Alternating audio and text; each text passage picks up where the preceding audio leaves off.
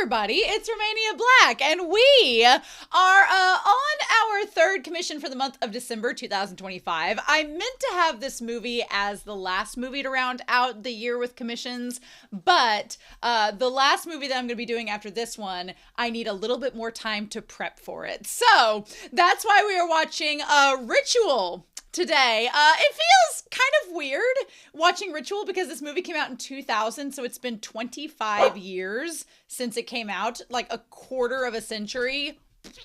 That's insane. That's crazy. But I'm really excited for this movie because the creator of it, if I'm correct, as Sean has commissioned it, is Anno, the creator of this series you may or may not know called Neon Genesis Evangelion.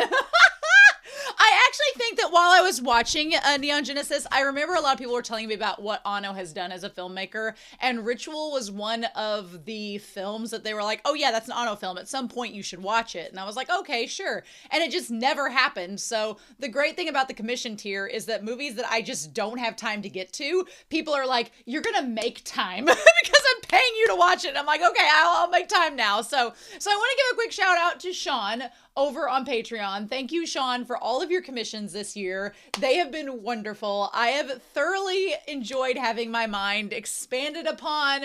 I'm sure Ritual will do the same, but thank you so much for your commissions. I am so appreciative of it. I really thank you so much. But yeah, so I am excited. I have no clue what is in store for me. It's Anno who has created Neon Genesis Evangelion. So you know it's going to be trippy. You know it's going to be weird, but you just don't know what else it's going to be. So I feel like this movie and the next movie for next week will round out 2025 in a great way, and I'm excited to dive in. But with that being said, thank you so much to everyone on Patreon. January, we are taking a month off of the commission tier only because I have Janu Yowie coming up. More on that in the January update video. You can check that out there. But I appreciate all of your support this year for these commissions. It really means a lot. I'm so excited, and yes. Well, yes! So, with that being said, I suppose YouTube, this will be the movie that rounds out YouTube for the year, but if you're on Patreon, you get these a week early, for free, actually. If you just join the Patreon, the movies come out a week early for free for everybody, so that's like one perk of being a patron. But yeah, so with that being said, we're gonna get started. Again, no clue what's going on, but I am excited. It is actually like, I think it's maybe 10 degrees outside right now, which is why I've bundled up with this big sweater to try to feel a little bit warmer. And I have my coffee at the wings ready to go. So we're not going to waste any more time. We are going to dive into Ritual. I'm not ready. I'm sure I'm not. And we're going to do that here in 3, 2, 1. And let's see what's all in store. Ooh, Studio Kojino. I don't know if this is live action or animated. Once upon a time! Oh, well, why not? Returning to my hometown. Live action! Let's do it. It's gonna be weird. Oh, you know what? I think some of the rebuilds or something for Neon Genesis had some live action in it too. So we had that to go with. Industrial Town. 30 days remain. Till what? Till what? Why? Is this Anno himself? Well, that took 45 seconds until the crazy set in.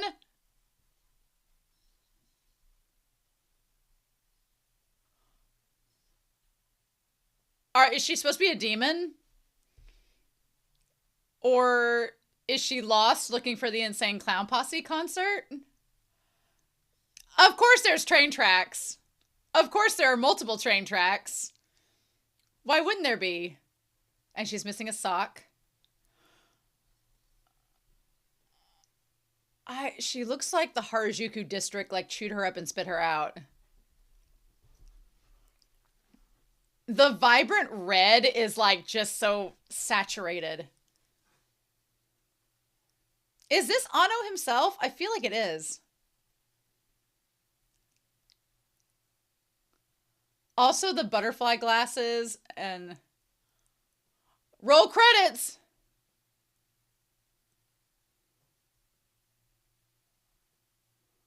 Okay, so this is after he found her by the tracks with the umbrella. Oh my god. Gah! I love the framing of that.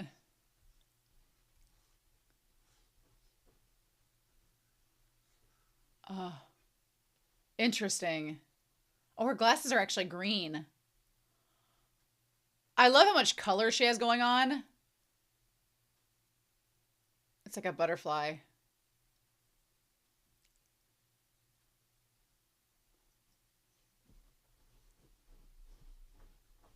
The way that it's shot, like facing the person directly, is very creepy. There's just something creepy about it, like just facing you directly, like you can't look away. So she's staying with him? Is he giving her a gift? I like that his clothing even has a pop of red. Is that new? Is that slowly going to change as the series goes on? He's going to wear more and more red.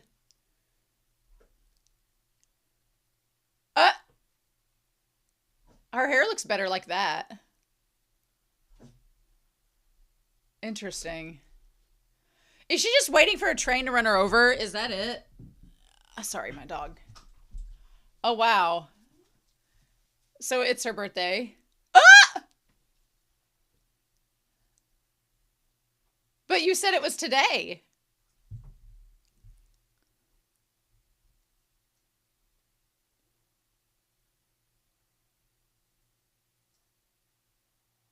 I love that it's red. Okay, the third day. The pops of red is really neat. And the fact that he used his own can to put the flower in, like she's slowly taking up more space. Of pursuing her, yeah.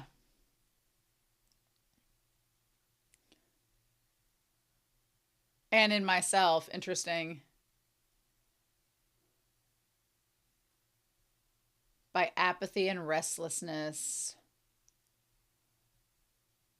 Wow. I love that the umbrella is see-through now. And her face is more white. Interesting.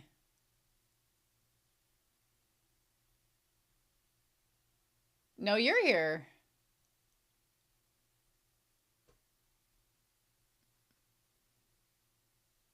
Wow, this slide looks like it's from Steins Gate, doesn't it?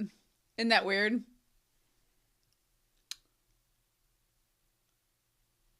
Right.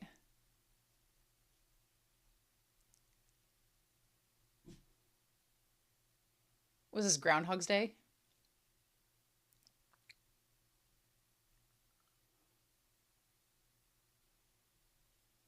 Hmm. Interesting.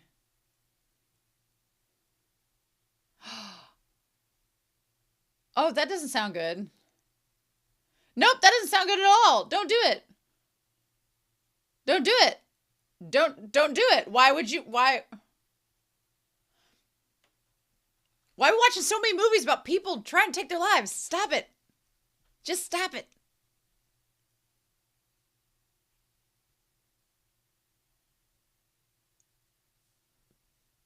I really like the use of red. It's interesting. With the like siren.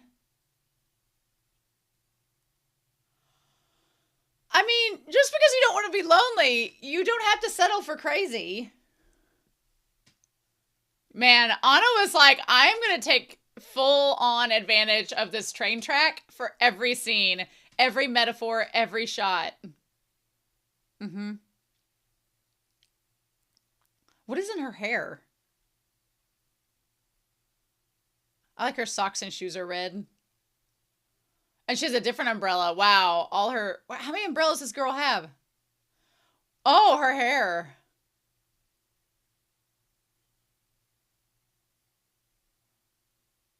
Intriguing. Same here. She just seems like a sprite, like a spirit. You following this woman to her apartment? It looks sketch. It looks sketch. What? Oh, wow. Oh, is she beating all the umbrellas from the garbage then? This is freaking David Lynchian. This is some Twin Peaks shit right here. Oh, forget Sketch. This place is great. I was wrong. But the white and red.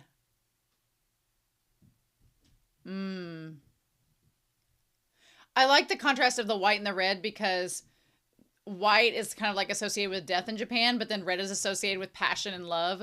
So it's like at this, oh, going through the door frame. Wow, at this intersection. Everybody's sick. Oh, the camera angle. This is framed and shot like a horror film, to be fair. The red refrigerator, the red appliances. You're just now figuring that out?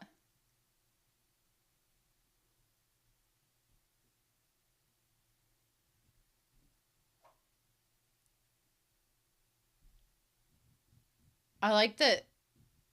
Oh, wow. All the framing around her.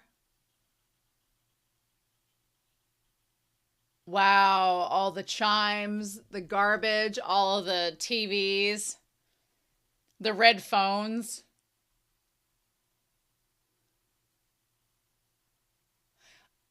I wonder if it's also connected with ritual, the idea of, like, I don't want to say she has OCD because I don't want to generalize somebody like that, but the way that she collects things, the way she has, like, the same patterns, and and she feels like almost she's controlled by the routine.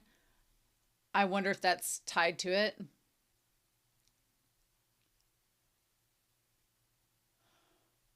Now look. Now look. As she's taking her clothes off. Now look, if I went to someone's house and they started playing a cassette tape of voice recordings of their mom, especially their mom yelling at them,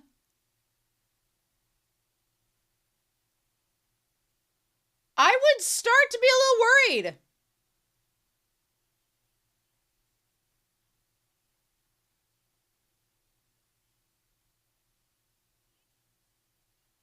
Yeah, I'd be getting the hell out of Dodge right about now.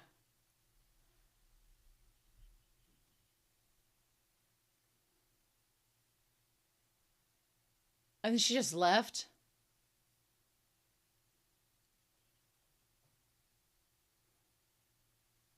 Jesus.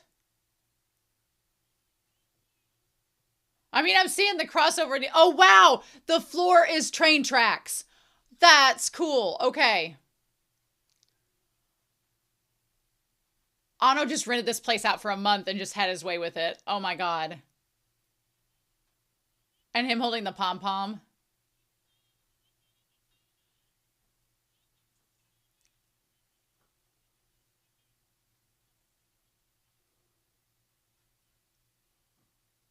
It's a bit creepy, girl. Oh my God.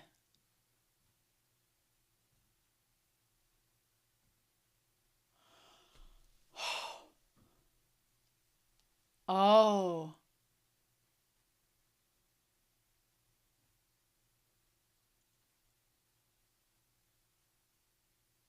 Huh.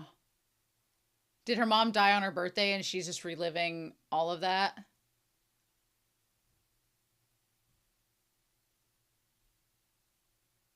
Oh, hell. Girl got the good shit. She got the maker's mark. She go drink it straight out of the bottle? Damn. No, no. You don't just sip maker's mark out of the bottle. No. I mean, you could, but I would not. You're gonna have an indirect kiss with her? You are. Oh, it's a hat. Your birthday.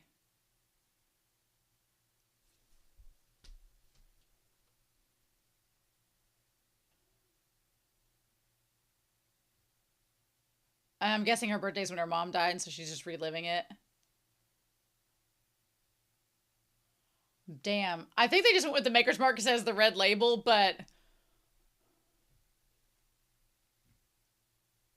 Oh, wow. And there are all the blues. And the blues on the train tracks. Wow.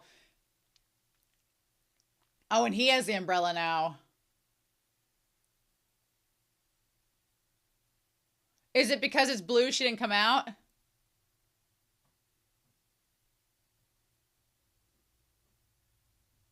Oh, wow. The exit sign.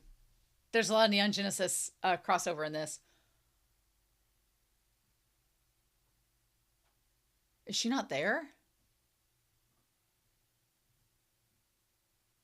I love inside her apartment, it's all the reds. And then when he gets outside into the outer world, it's like all blues.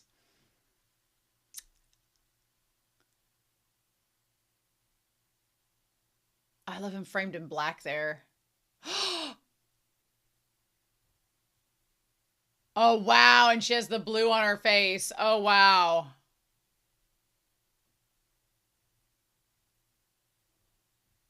I mean, because her umbrella is see-through.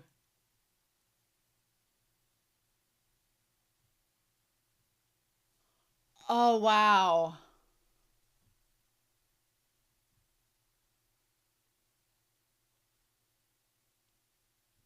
Oh, my God.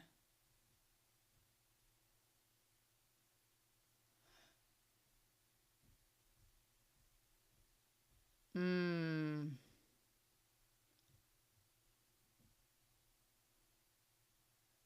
Wow.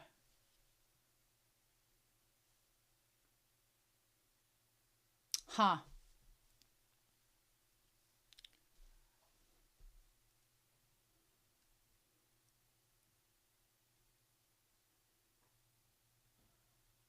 I absolutely love the use of color in this movie. The reds and blues.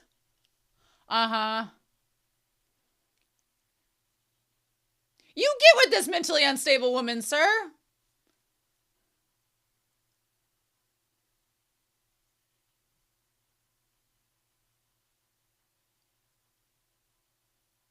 I mean, I'm not saying she doesn't deserve love because she does.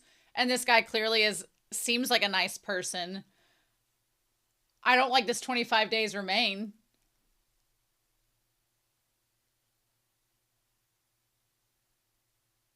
What? What?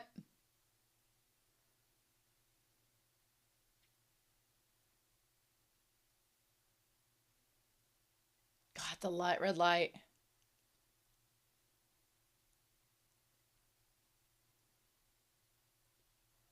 Shit. Nope.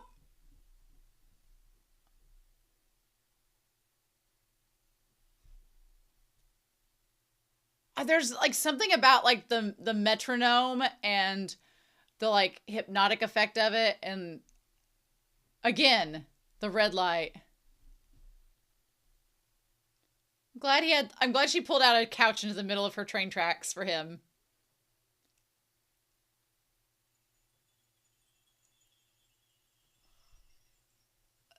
There is something so bizarre about her and this spirituality of this room. Is she going to like start dancing?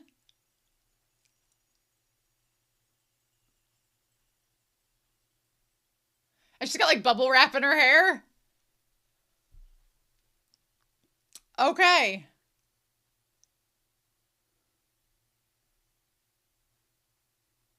The secret fourth floor, for being for death.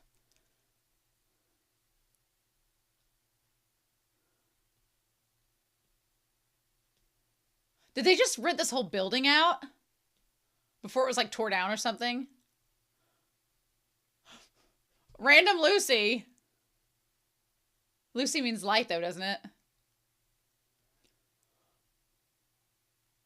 Oh, wow, this room. Bitch, you rented out this whole building just so you could take these shots because you realized how cool it was. Oh, nope, not the dolls.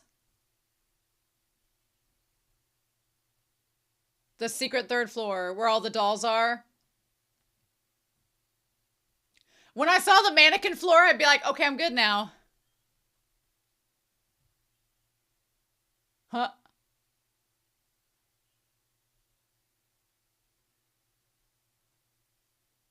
Everything's secret. What do they use? We don't go down there. That's where she keeps the bodies.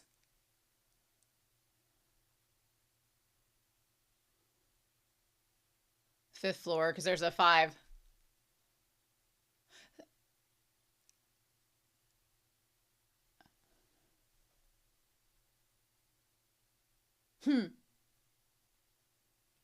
Ha! So this is an abandoned office building that she's like taken in as residence. Yeah. Why are they all secret?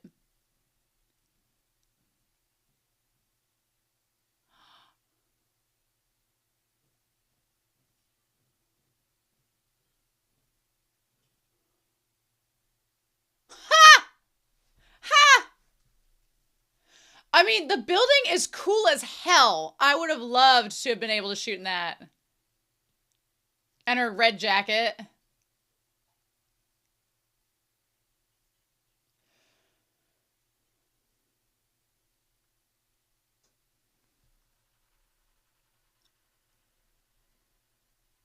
How's that working out for you?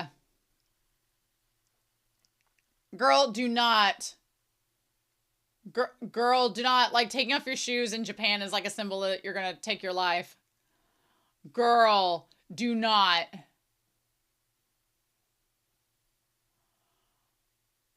Nope.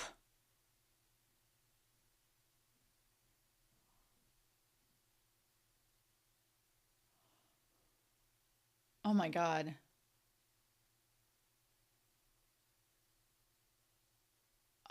No.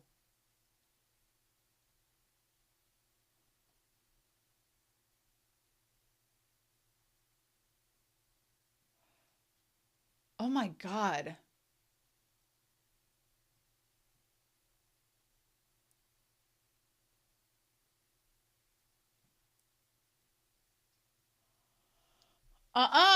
No, no. It was like silence.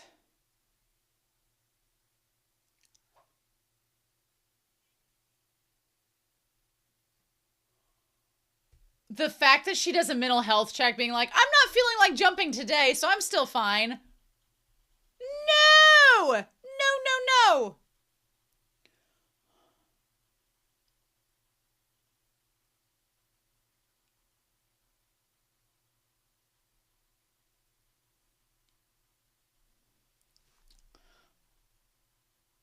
Wow.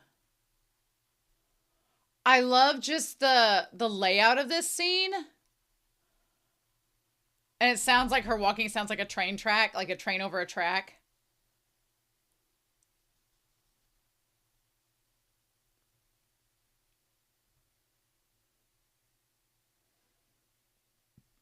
With the red umbrella again.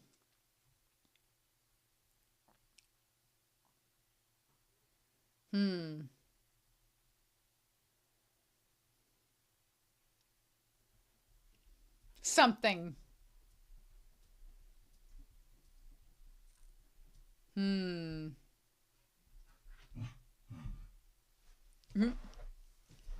Fireman.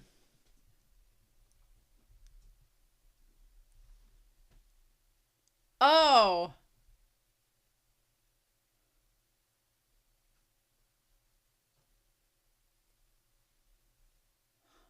Huh.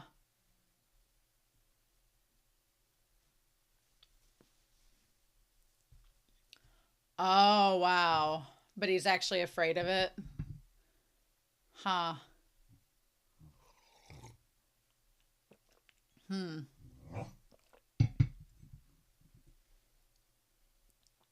Huh. Yeah, I wonder. She just wanted to hear someone talk. I mean, she clearly has some stuff going on.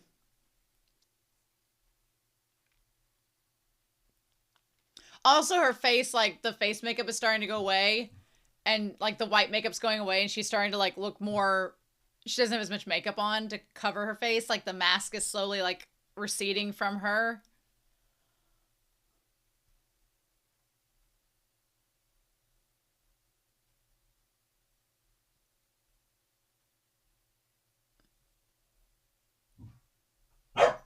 Oh. Oh my god. Oh my god. Nope, I don't like that 24-day countdown. Mm-mm. Not one bit. Also, so this is where he lives. But clearly he's by himself in this hotel. Huh.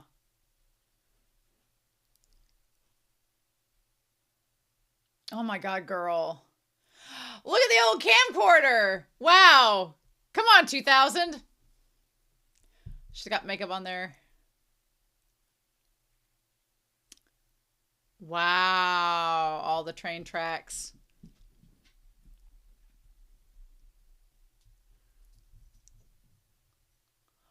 Oh.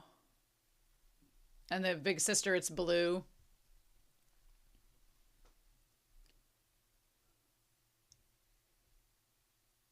Oh.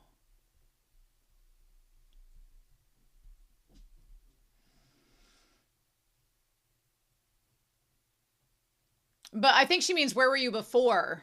Before. Yeah, no, exactly. Yes. Tokyo. So they're not in Tokyo now.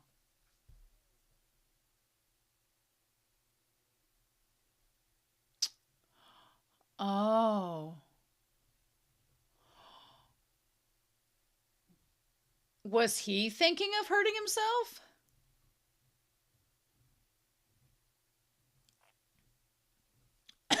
That would explain why he's totally normal around her.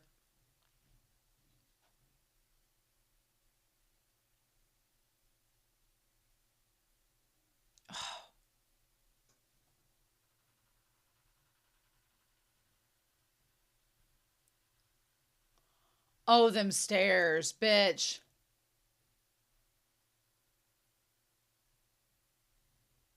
And it's like going into the void.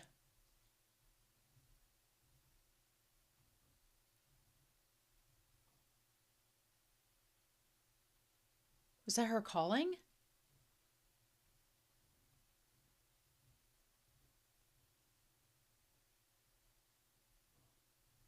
Oh.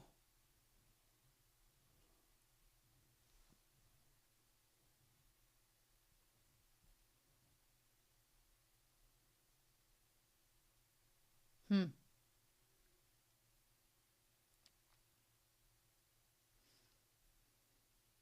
I like this is like the, oh, she's drinking on the Maker's Mark still. Oh.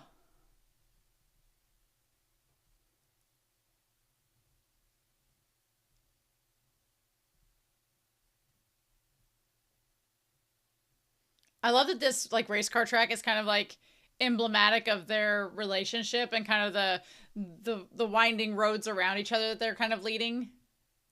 Because neither of them are really totally being truthful. Is he slowly moving his stuff in with her? It's interesting she chose the blue one. Uh.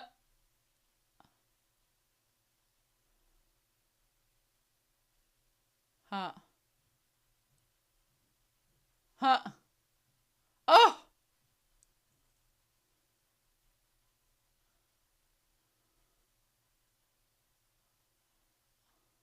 Also, her wearing more like the pink with the blazer.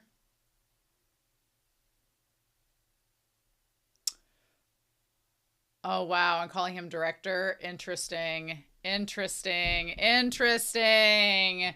Ooh, okay. I guess we'll look up exactly where they are in this. Jesus.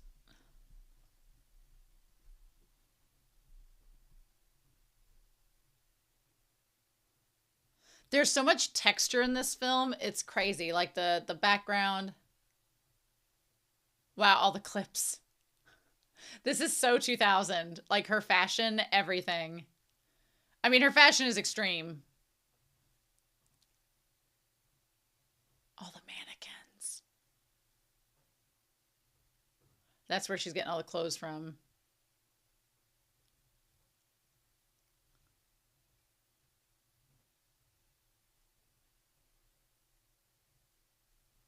So he's supposed to be shooting for something, like a photographer?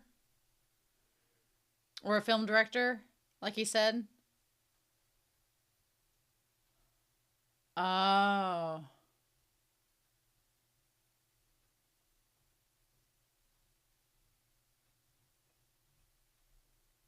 Oh, wow.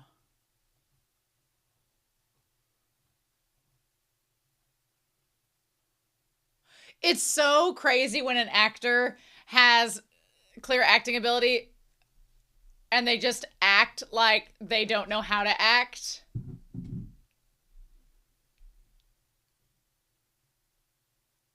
Yeah, because she's been acting this whole time for this movie. But now that she's on camera, she gets insanely shy. Or we've just been seeing her through his perspective and she's actually this awkward in real life too. But the camera catches a different perspective than his mind. So you could look at it either way. It's interesting.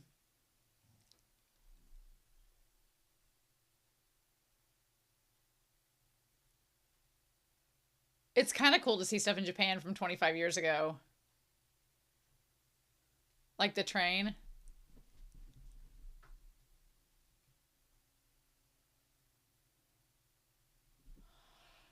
The old movie, the camcorder footage is interesting. Also, I kind of love that coat. I kind of love that coat. Not gonna lie. The floral patterns, I'm kind of in love.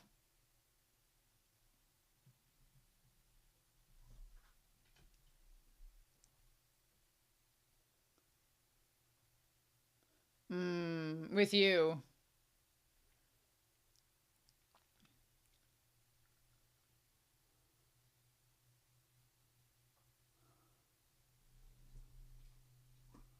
Huh. The unknown. Hmm.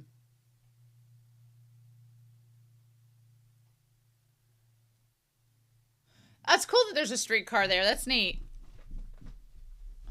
Your fantasy about her, huh? So you say. Oh, like a lukewarm bath. Okay. I was like, in a lukewarm bath? Did this escalate?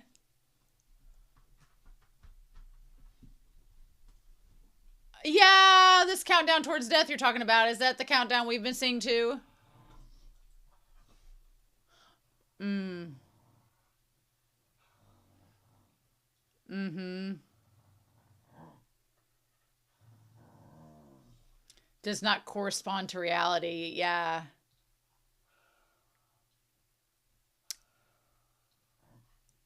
The inversion of reality and fiction. Mm. Oh, wow.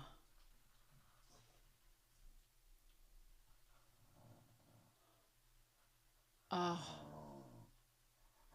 And you long to do the same. Yep. Okay.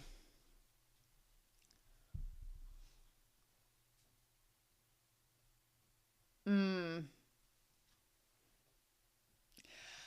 Because, yeah, he's not very good at communicating, so this is like his way of doing it. I mean, I have one of those old camcorders. It's not quite like that, but I have an old one. The cassette tapes. Oh my gosh. Where the bodies are.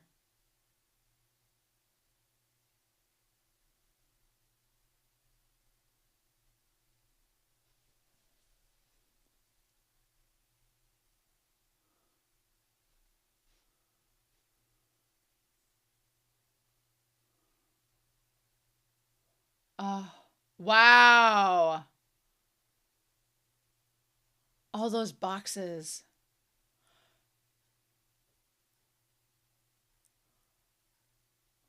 This whole building is crazy. I wonder if it's still around or if they demolished it.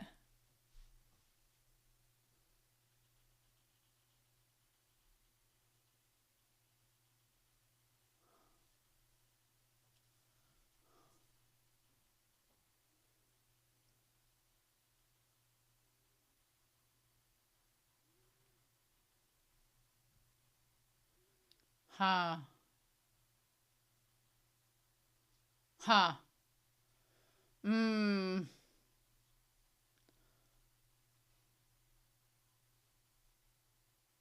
Oh my God. I was gonna say, if you went to sleep at dawn but got up at 6, you only got like a couple hours sleep a day.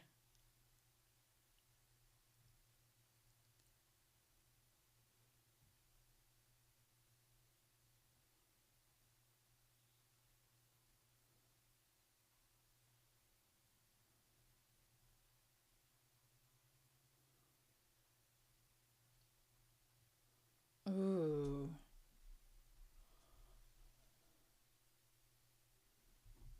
Oh wow.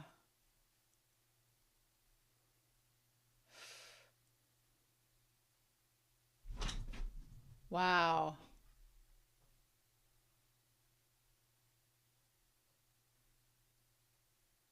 Huh. It's your birthday. Mm-hmm.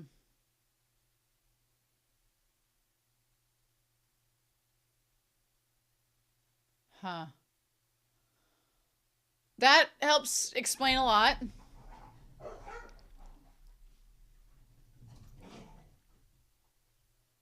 Oh wow, the 12. Are those like calendar days? Yeah. They are all calendar days. Like that means December. Yeah, what do you want from her? That's a great question. I love her like red pajamas there with the clips. Oh, that outfit's cool.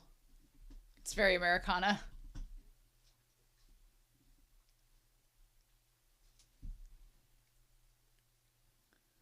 Oh,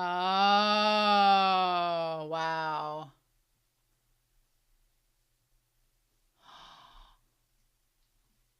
We edit and alter our memories. Wow, that's basically, yeah.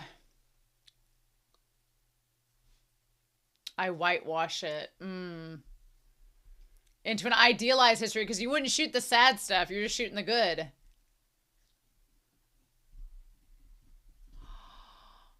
I like this reveal that he's like, because he can control the scenario around her, it kind of like he doesn't have to worry about himself. That's crazy. Wow. All the red umbrellas are great too.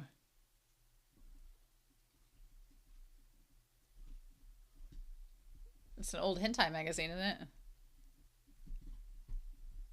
Hmm. Oh, you don't, huh? Liar!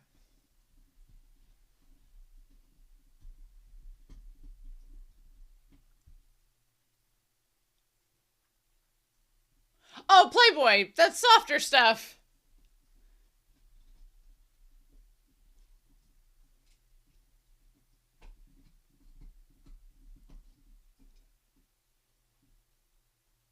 Oh my god, Nymphomaniacs! But you're gonna look under, yeah, over her shoulder.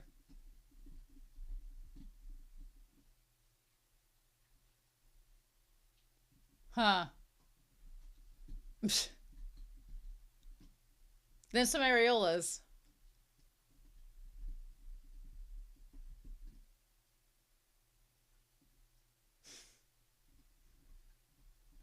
Hmm. And she's like, I don't have those.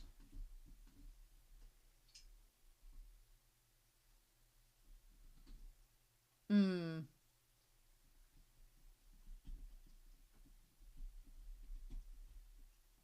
Are you a boob man or are you a man of culture?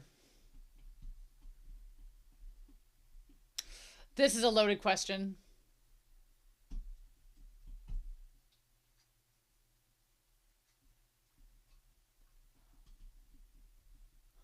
But you just said every man.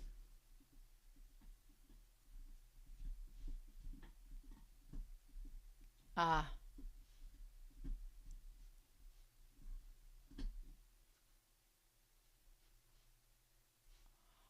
Oh, wow.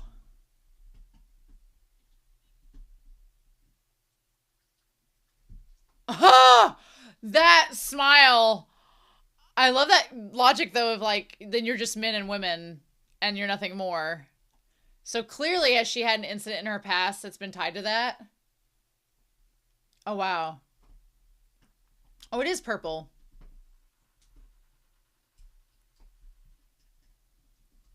(1933). Wow. I wonder if they still are. 19, that's almost a 100-year-old car. If that was, isn't that wild? That technology's been around for almost 100 years. That's insane. What a time.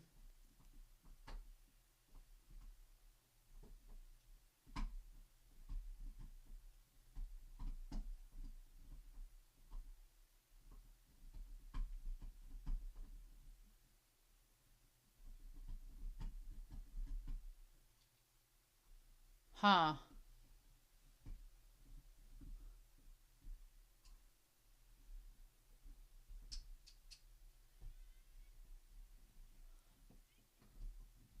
Uh, is it?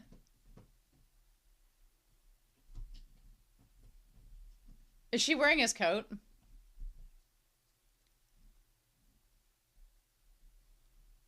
Oh, it is his coat. Ooh, that's a line. Oh, girl.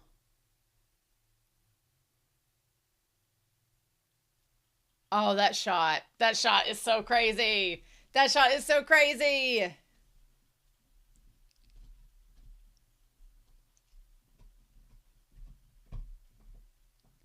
Okay, let's get the fire away.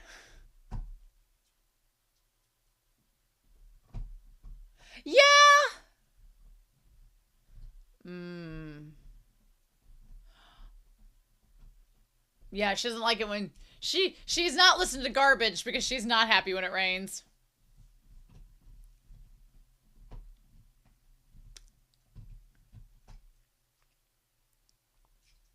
Well, we've established. Oh wow, even the tunnels and everything are on the columns. That's crazy, and on the walls.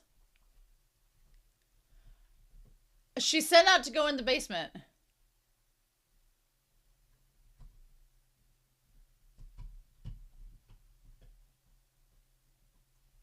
Nope, that was not what we know. Also, she said she didn't want sex, so that should.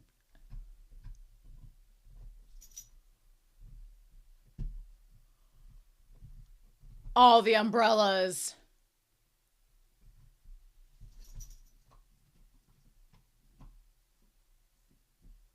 Oh my gosh.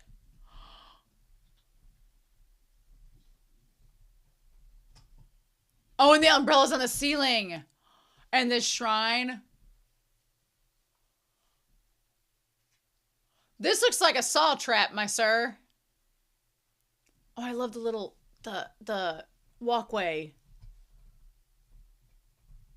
where it's all like flooded.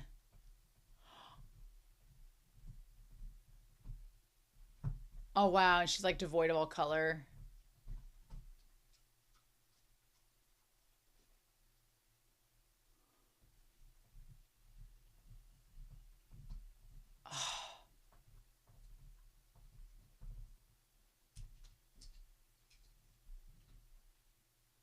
Where does the other part lead to? Oh, the blue cars and the blue guitar. I'm assuming the blue cars are the sister and the blue guitar is for the dad.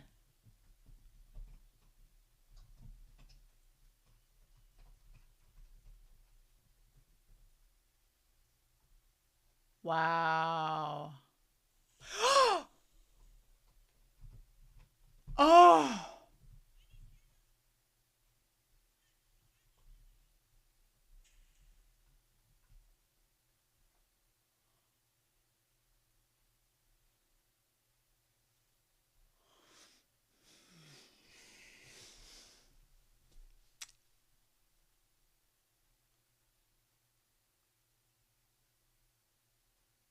Wow, and the bird in a cage. I mean,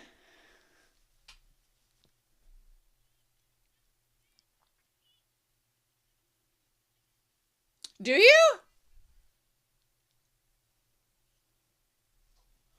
Oh, that's a little cruel.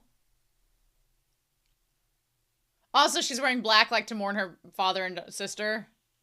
Oh my god! Nope.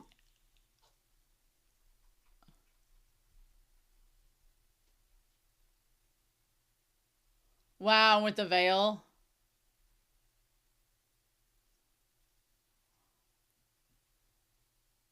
Oh, and the glove. Jesus.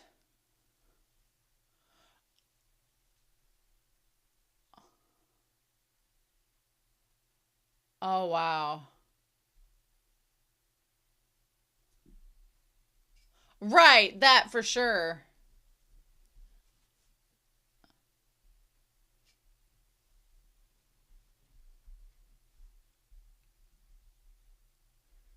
Yeah.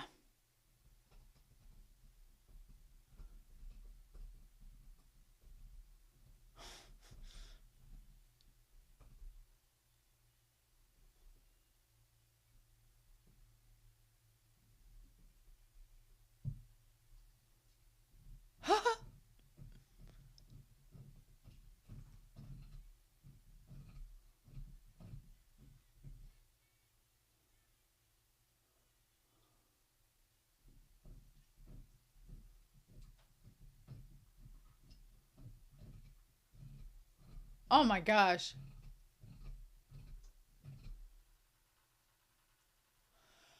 I mean, yeah, sure.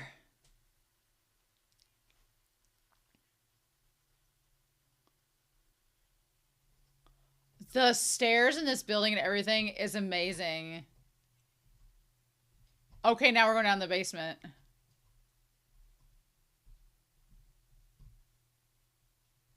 And all the umbrellas are gone. Oh. And there are no umbrellas in the ceiling.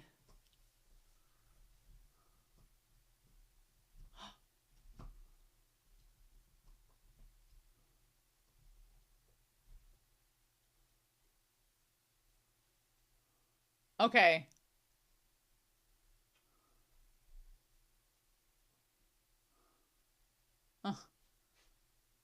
Uh-huh. I love that she's now kind of turning the tables a little bit and filming him. Also her rings with the blue in them.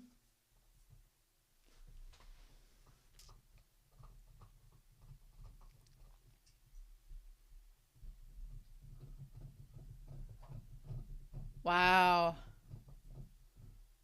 I love that everything is just kind of like a maze.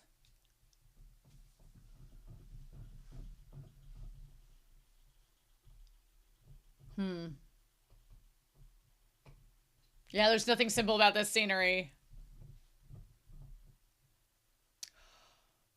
To warp it. Wow, and like the scenery here is warped. Wow.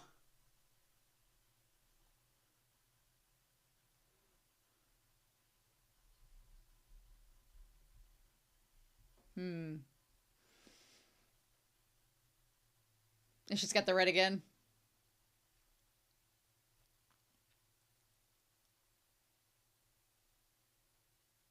The rails are fixed. Oh. So yeah, you don't have to worry about the choice once you've already made it.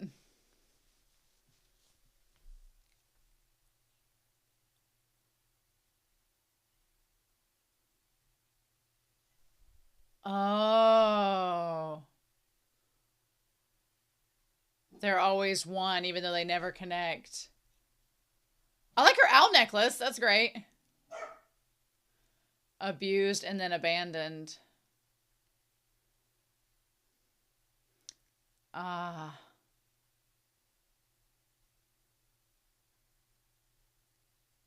That's such a pretty shot, actually.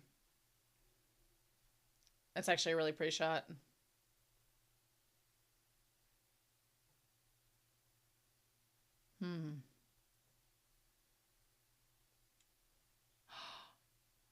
Oh, who be this? Nope. Who be this?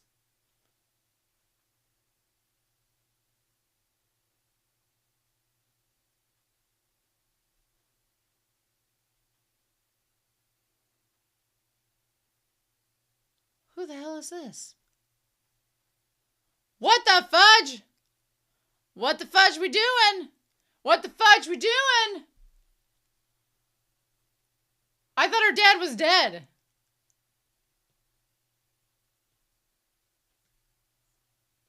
Oh my God. Nope, nope, nope, nope.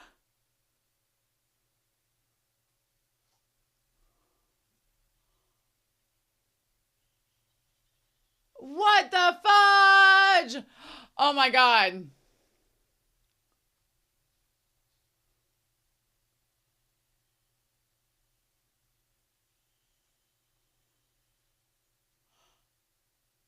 Oh my God.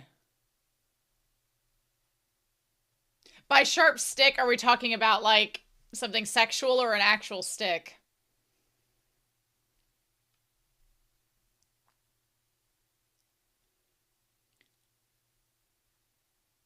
Oh.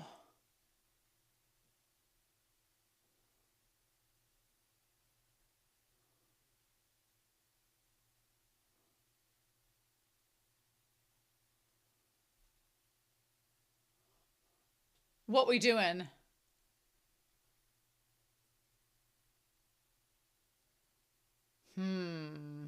But the guy didn't take the camcorder. Oh wow, the tracks are broken. Wow, and the water like pouring down the stairs.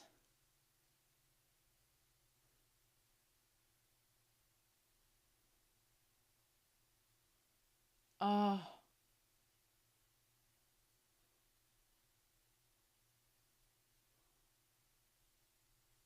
Oh, the blue with the red. Oh my gosh.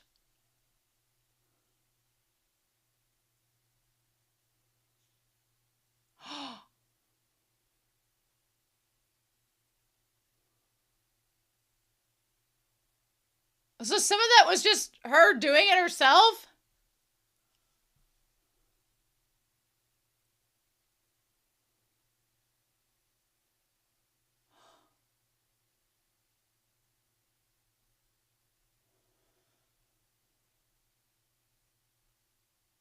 Oh, fudge muffin. Why?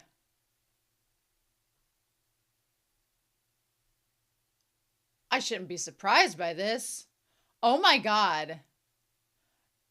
Why am I going to have nightmares? Why am I going to have nightmares? Why? Oh my God.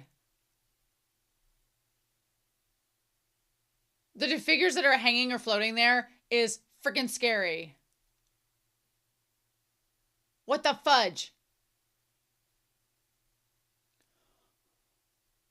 Oh wow, the two chairs.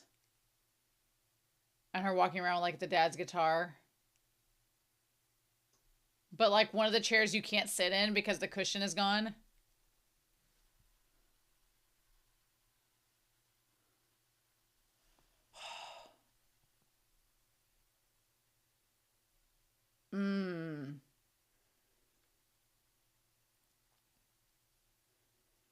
Oh wow, yeah, her seeing that one guy.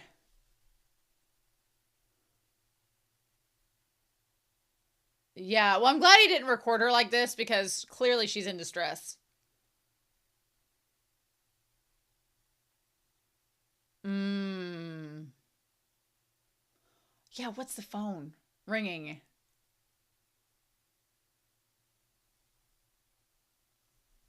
She's clearly just squatting there because there's no way she's paying rent. So, well, why not?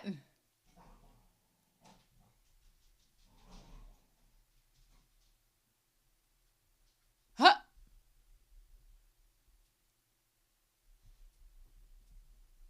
Jam! To be fair, Jam is an amazing cat's name. She calls her mom very kind, but her mom was not very kind in her voicemails. Jam is also like the most hefty stray cat I've ever seen. That cat has ate well. Unless she stole the cat, which would not put it past her. Yeah. Oh, wow.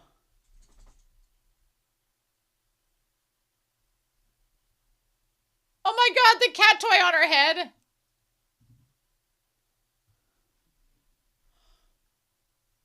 Wow. Oh my god, with all the equipment. That's why she's so skinny. Oh my god, all the toys on the cat. He's just there?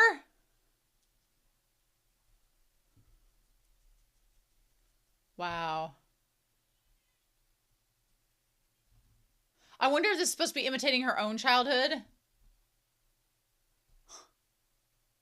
The outfit.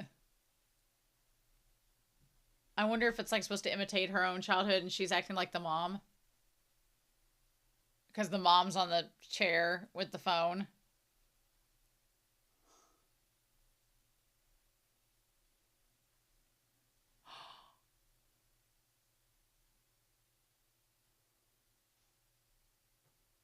Oh.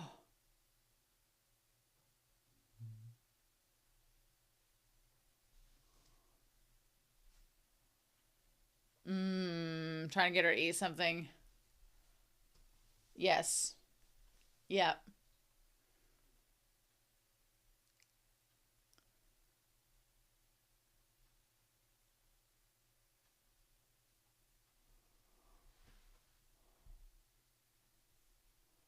Oh.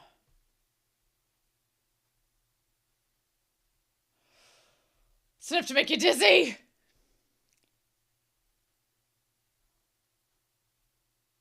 Oh my god.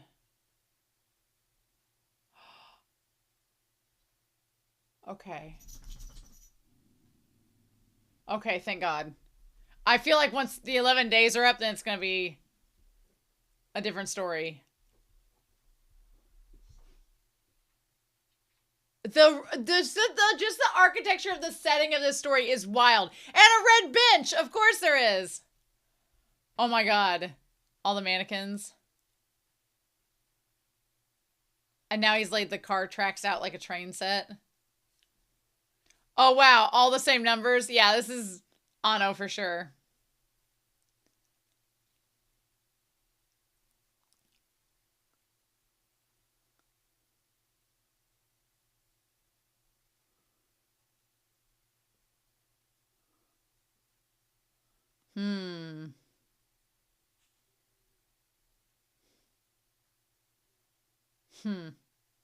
No competition without the cat?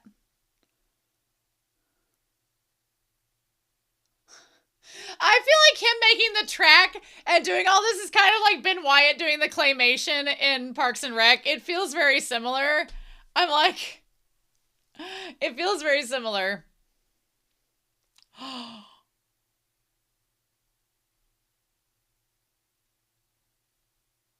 Holy shit.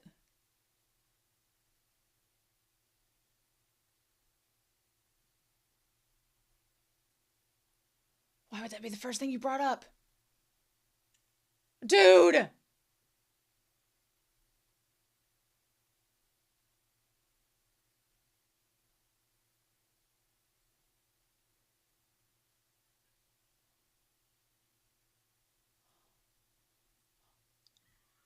Oh my god.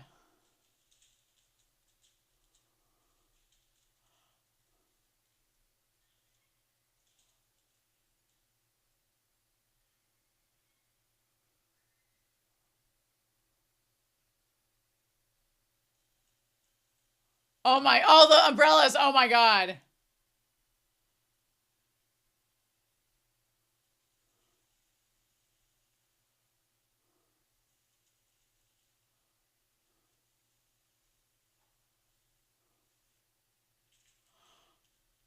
Oh my god. Girl. Oh, no, no. Oh my god.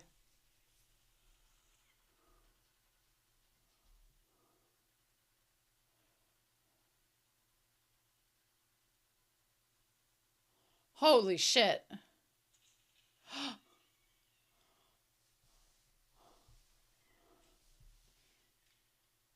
Why'd you have to ask about the cat? Why'd you have to do that? Why? Oh my god. Today's not a rooftop day. Today's not a rooftop day.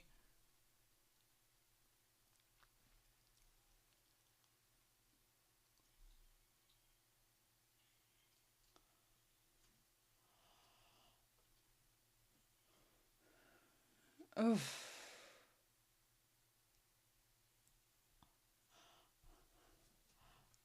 Oh my God.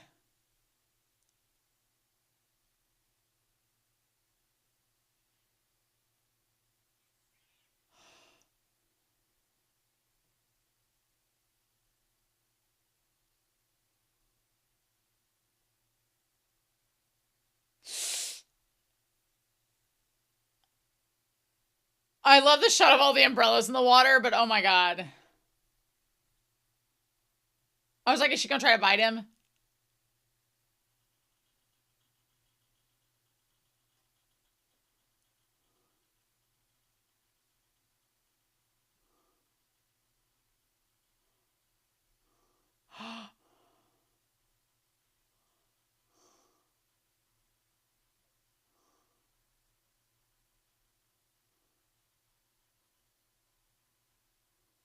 Girl just stuck her face into sewage. I wouldn't be getting anywhere near that.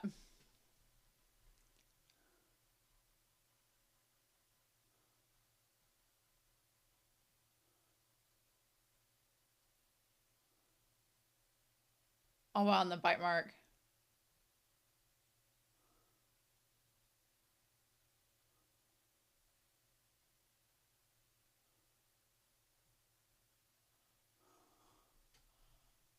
Oh wow, and the chime. Yeah, wash that shit off. I guess there's no shower in there.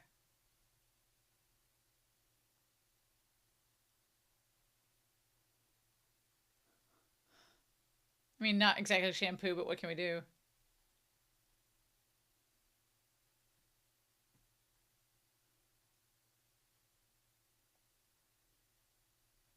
Girl. I guess by disappear he means when she I guess she means when he stopped talking to her.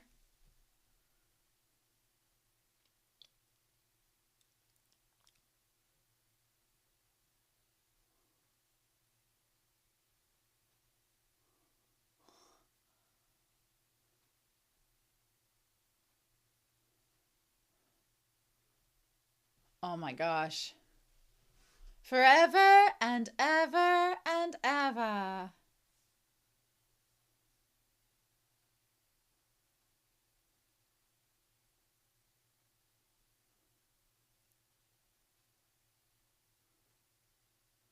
Oh wow, the sound went out. Oh, you can hear the sound of the like the squelching of the soap.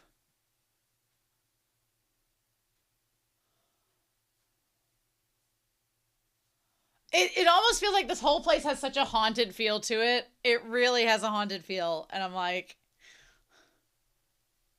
holy 9 days. I swear if he answers that phone when it gets to 7 days, 7 days, I'm going to be like, oh my God.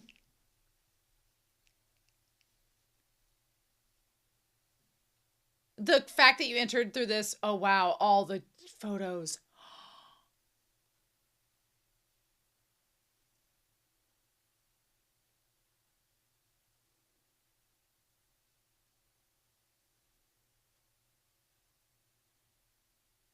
Oh. Uh,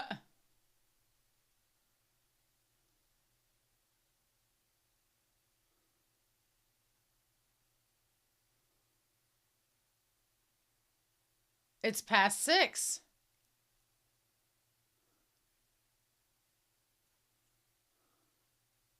He's like, well, we did have a traumatic incident.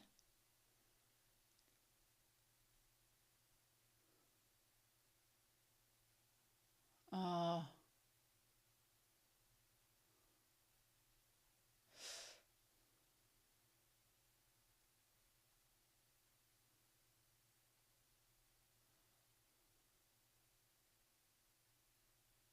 Oh my God.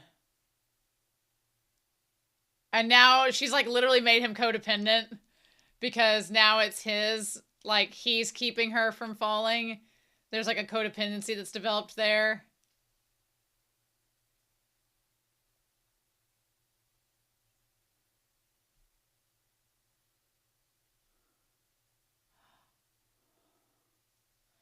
Okay, dude, now let's be logical about this. Don't be sticking it in with crazy. Don't do it.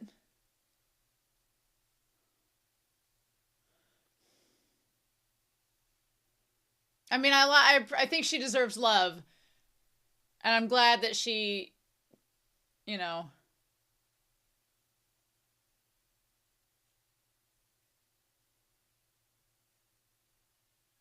Ugh.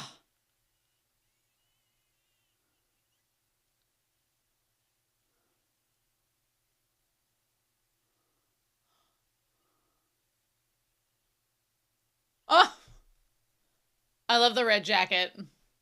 Every time she incorporates, and the red on the banisters. Wow. Those are goats. Oh, okay, those are monkeys. No! Don't let the monkeys get it.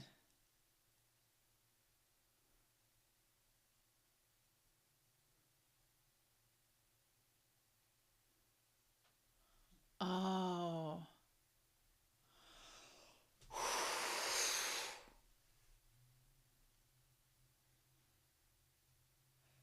I mean, I like the fact that she feels comfortable around him.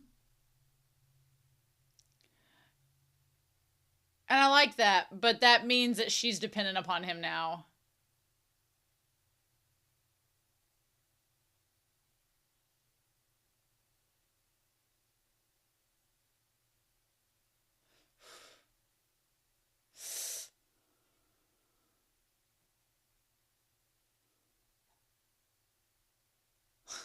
This feels very late 90s.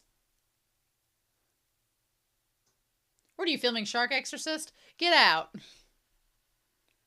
Oh, I do love that. The contrast of the old road. The old road, and then the people driving their cars by are like, what are you doing?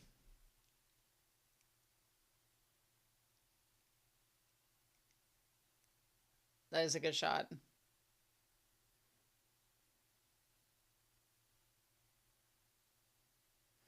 We said we didn't like the other stuff, but are we changing our mind?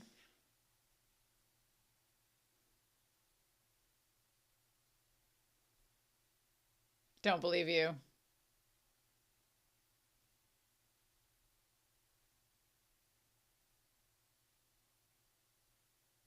Hmm.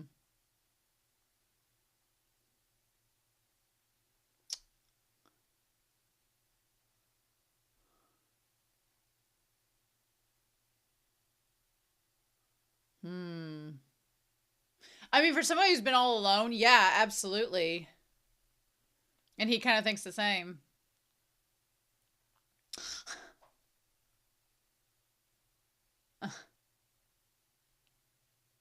Vaca.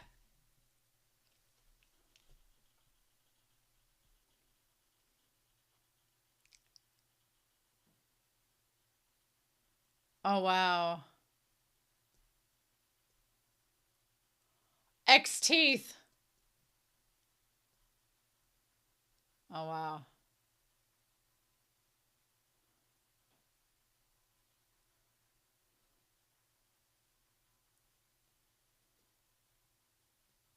Uh.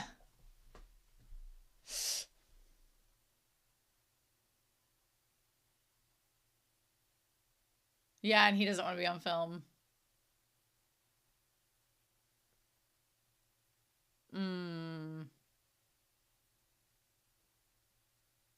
You clearly are.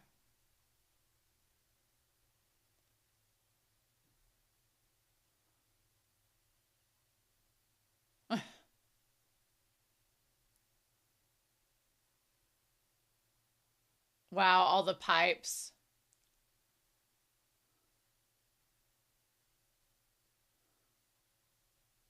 Hmm.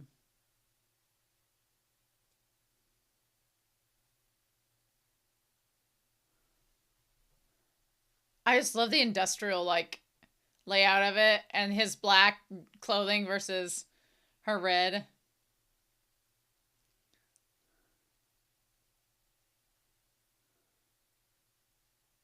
Hmm.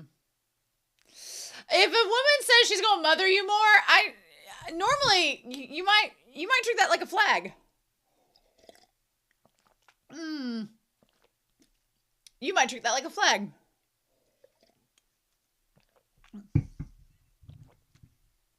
Well, thank goodness she weighs nothing.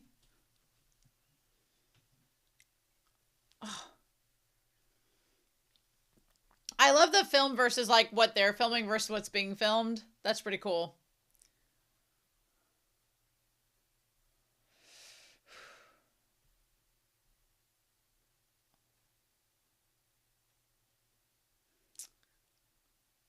What is tomorrow?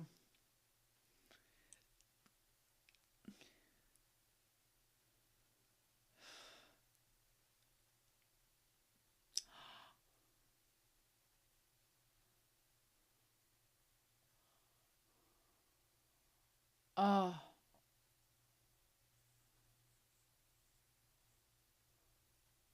Oh. Oh, wow.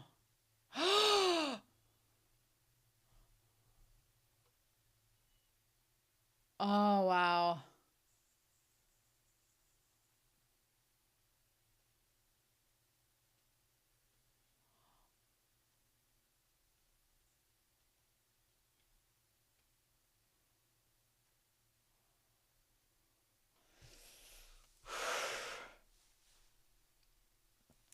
Oh my God, with the underwear, she closed her eyes and they were eyes on top of it.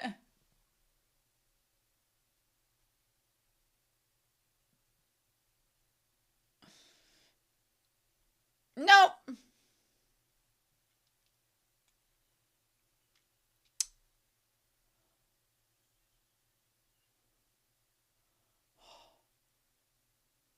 Oh God. Oh God. We got an hour left of this movie and there's only 3 days. Oh, that tells me these 3 days are going to be rough. What are all the pictures? I want to see what all the pictures on the wall are. Also, I like that it's gone from like 2 beds in the hotel to like the 1 bed of them together. Oh, wow. Wow. All the pictures of her as a kid. There we go. Wow. The crazy thing is in those, I'm assuming those are all actual pictures of her. Oh, what was that with the dog? What were some of those? I want to go back to those. Oh my God, we're going to go back to those. I need to remind myself to look at this montage here.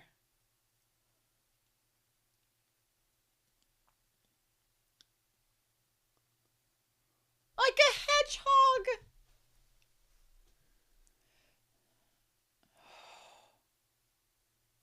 Oh, wow.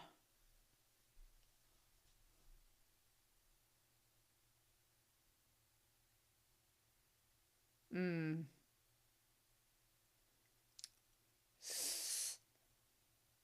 Uh,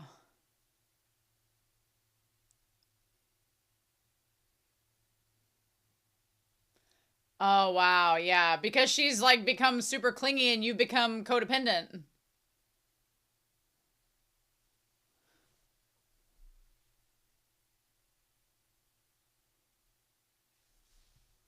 Oh, I love she always has something red or red adjacent.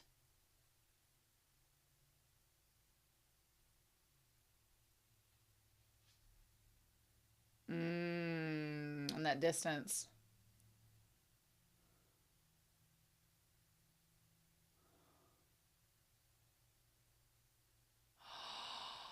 Oh, wow. Her suggesting she's like, someday you're gonna not answer me like you're not answering that phone.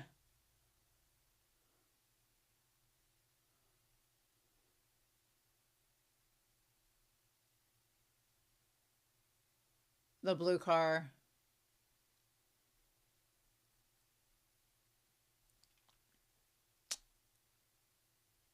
Hmm. That timed with the music was really good.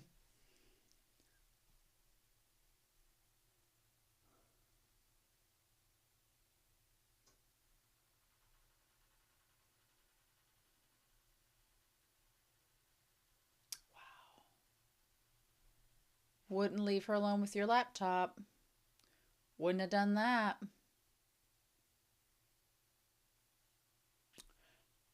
Yep. Mm-hmm.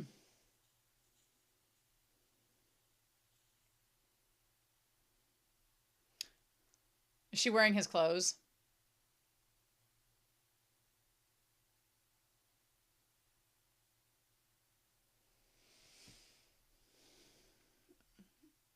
Oh my God.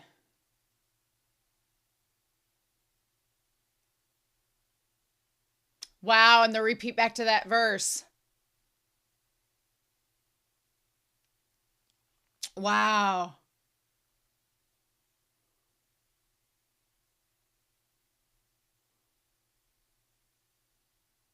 Oh.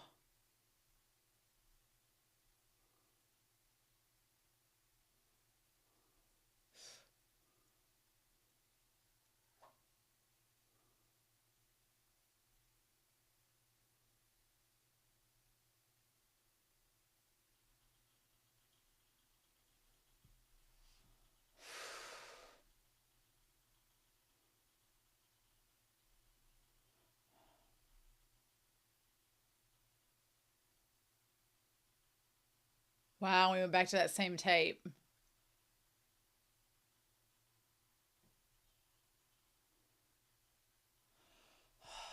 Damn. Damn.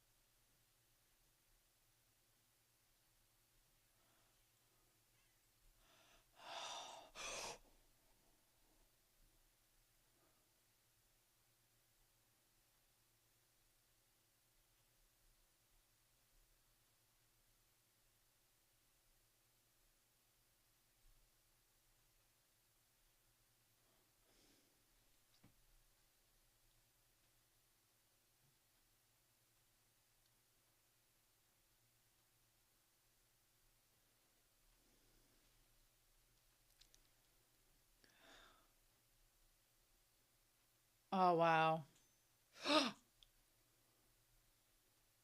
And now the black phone.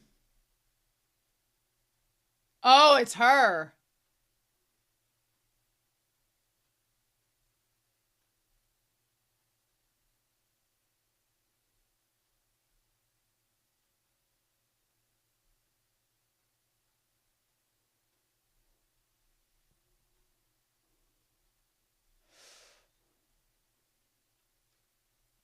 Mm. Wow, at the train tracks.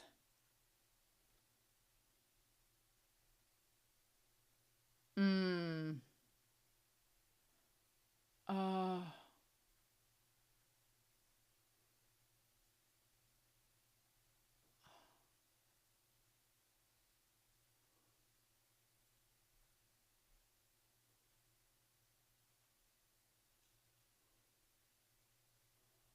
Oh.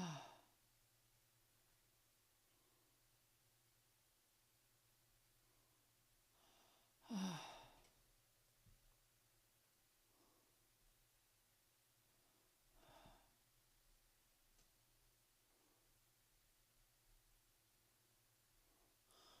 Yeah, a bit.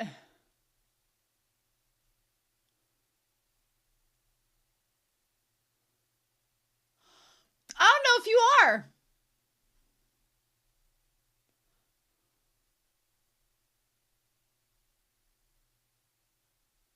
Mm. Wow. Oh, 2 days. And the pipes are red too. Damn. Okay.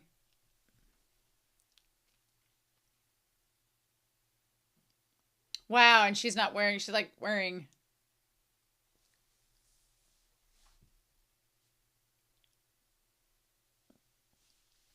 She chose to rely on you a while ago.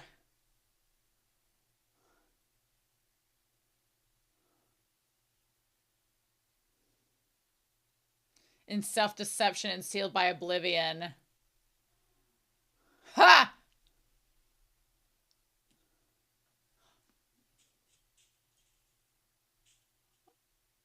Oh, damn, this outfit.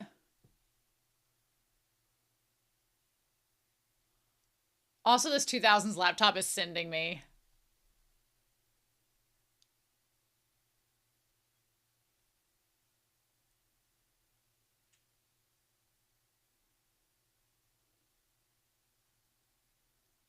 Huh.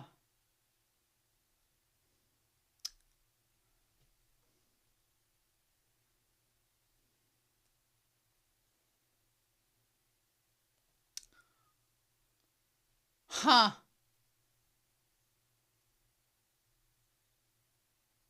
Damn, that's such a cynical view!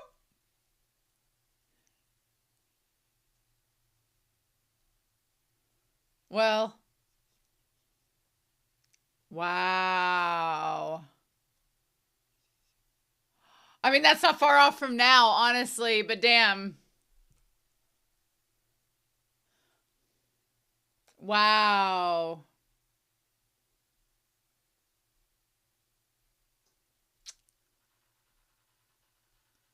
Uh-huh.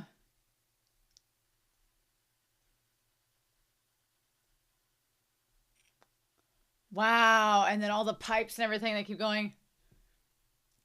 As a visual construct. Well, I'm glad that he's not viewing her as an object. Hmm. Oh, wow. Hmm. A stupendous burden indeed. Yes. Love is exhausting.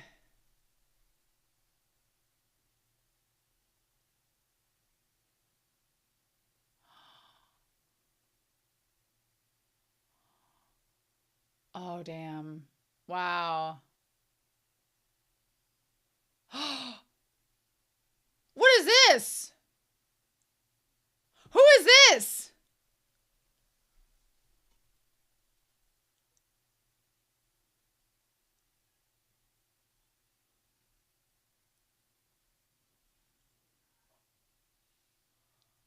Who is this?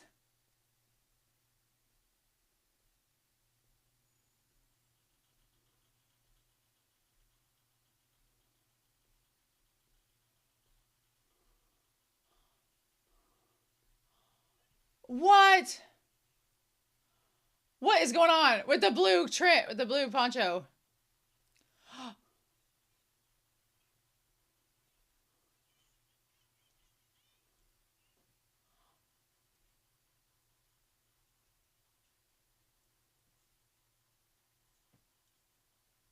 Oh, geez.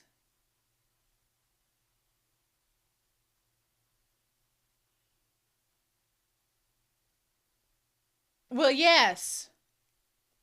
Yeah, how'd you get lost?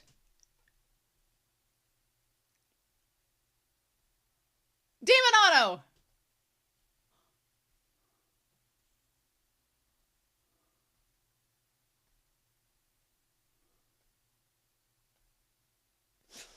Hey, he's a true introvert. He wouldn't speak up and ask who it was. Damn it. I kind of love the shorts of her outfit, but I would have a wardrobe malfunction in that top, and I'm surprised she hasn't yet either. The damn sound of the train!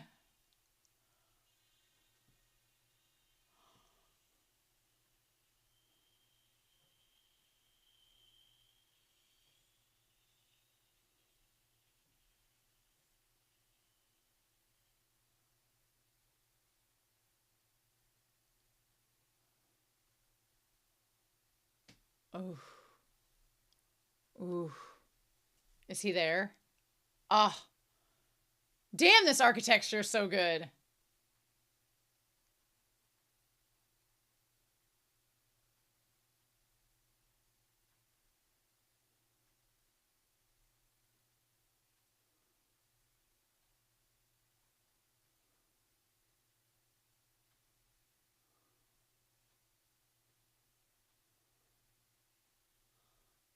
Oh, wow. So why was the guy chasing her? Was he after her like her sister? Interesting.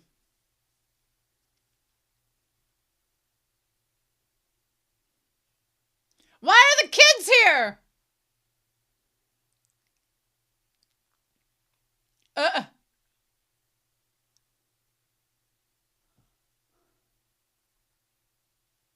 it was a weird shot with a kid.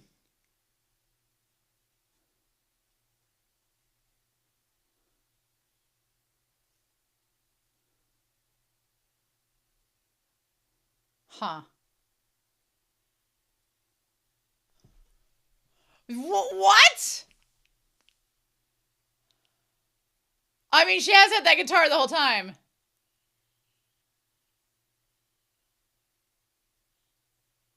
The light is blue, though. I don't know how to feel about that. Now it's red.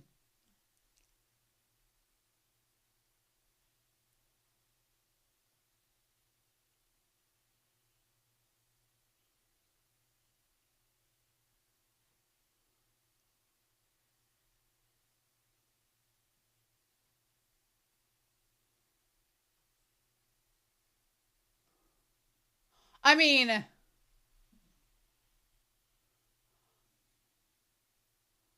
I wish this part had subtitles.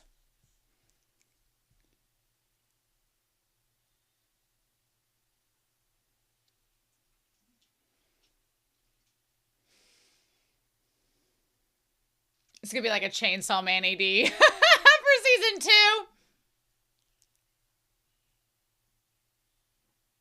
I feel, has her hair gotten blonder as this has gone on? Or more dyed?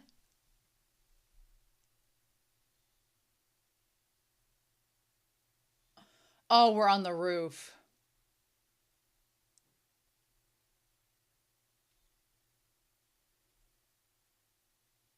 Yeah, go back down them stairs.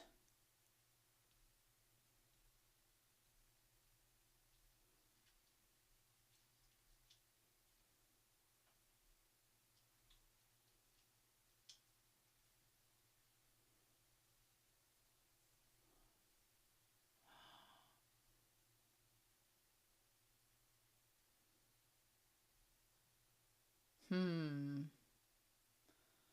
Oh.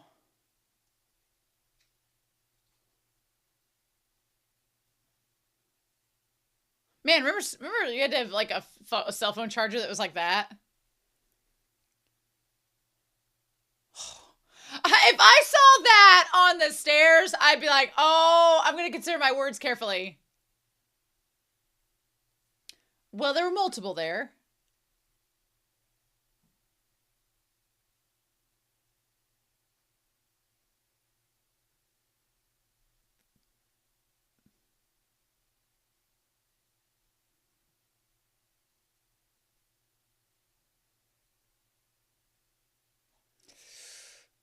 Ooh, like, girl, if you can ask him, he can ask you.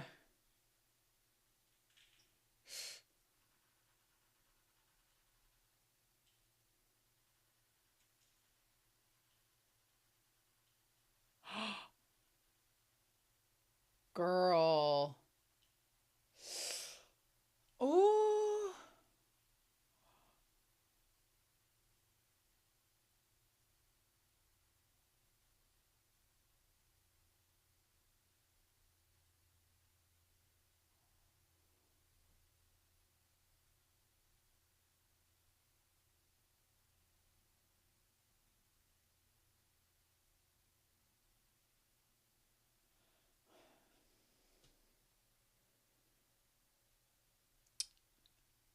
Mm.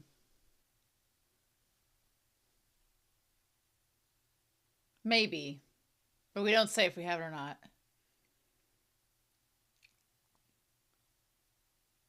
I want to hear her answer.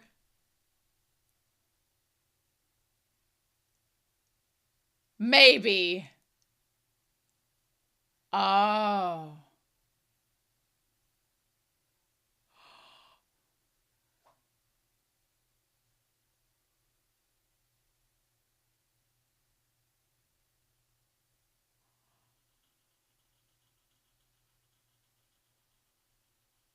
I mean, you can say no.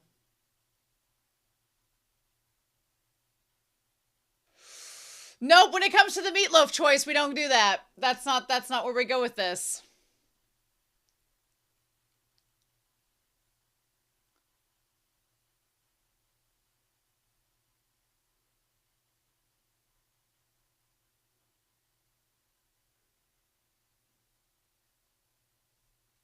Mm.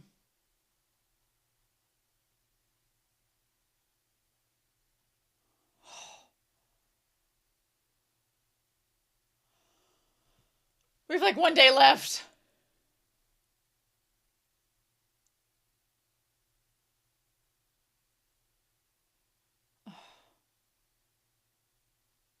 Okay, I'm glad he took his hand away.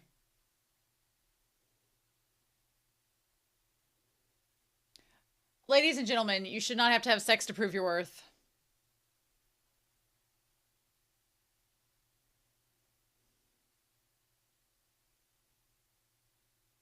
I like that she's all in like light white cream colors and he's in black. Like the juxtaposition there is really good. He's been in there the whole time.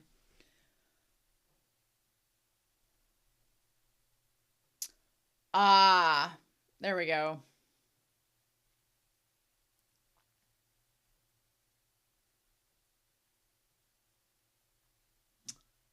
Oh wow, on the couch.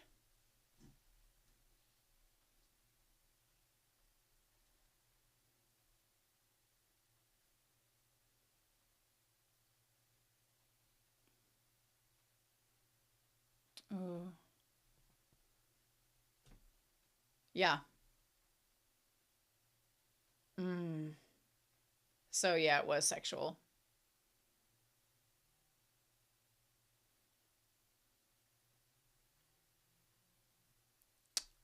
Yep.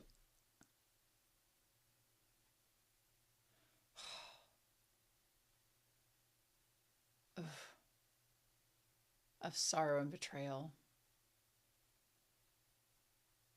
I like that the manuscript's in red too, like bound in red.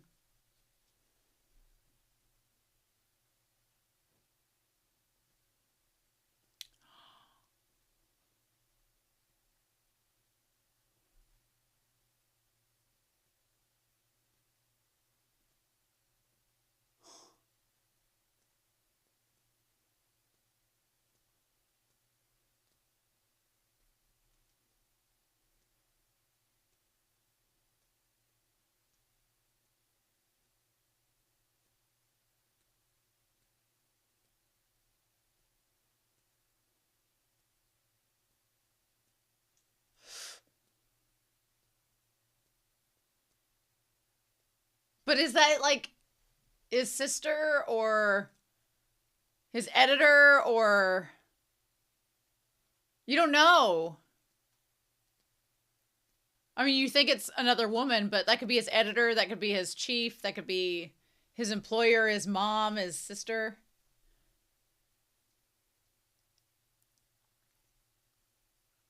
I like that she's sitting on the train tracks in this too.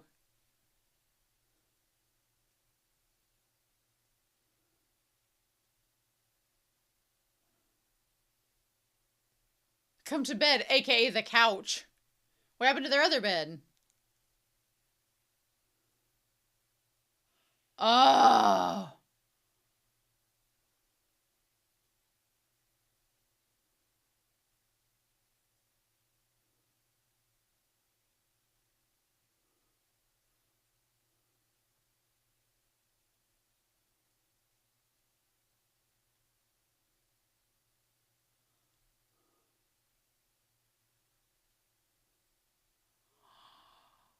Oh. Oh.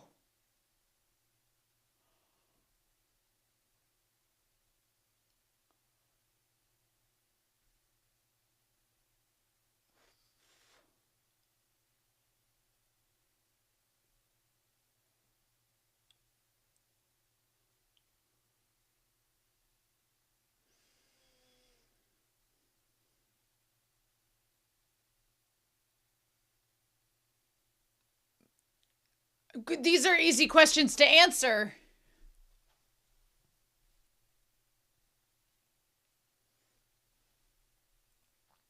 Oh, I love the red light too.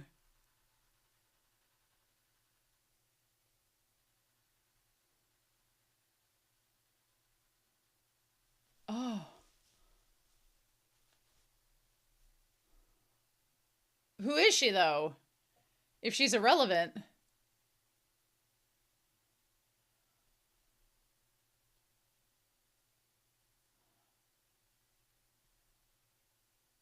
Bitch.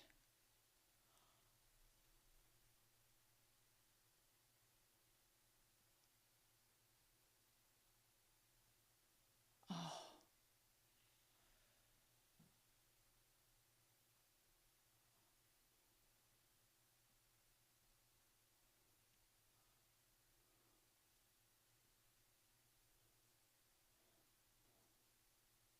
Girl.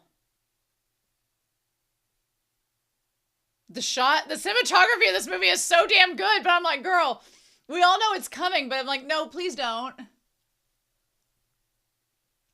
And why does that damn phone keep ringing? Like, all the stairs are so crazy!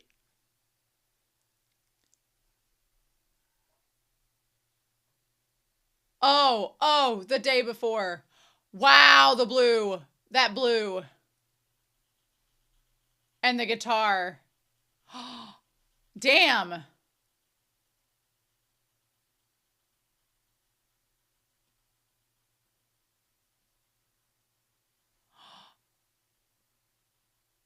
That's the sister? I thought she was dead.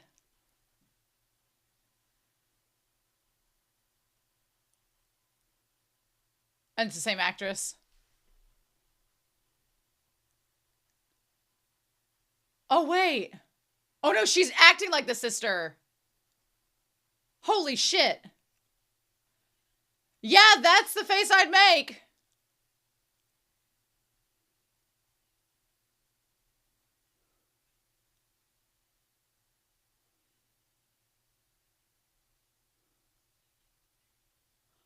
Oh.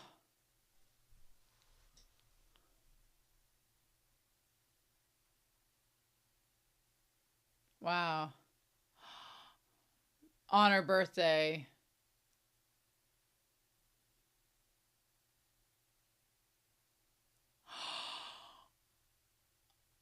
On a streetcar. Yeah.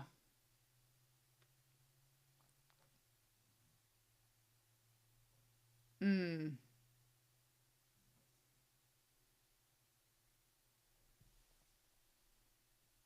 Hmm. Hmm.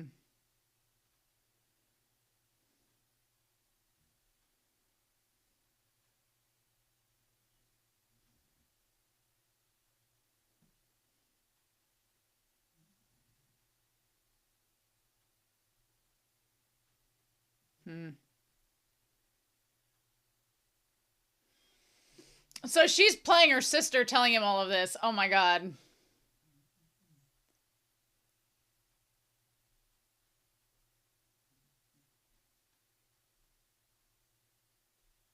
With the blue lipstick, crazy. Oh, this guy.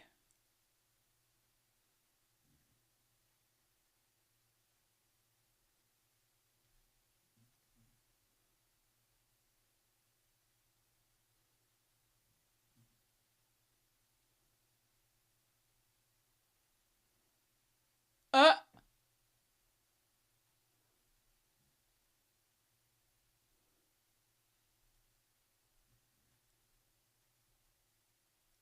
Huh.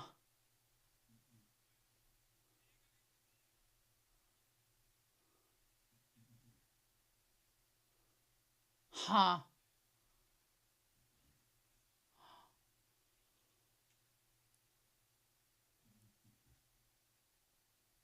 Oh, wow.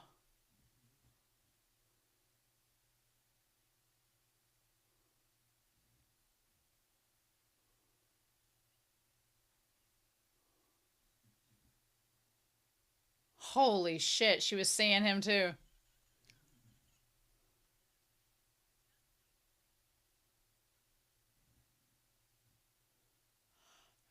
Yeah.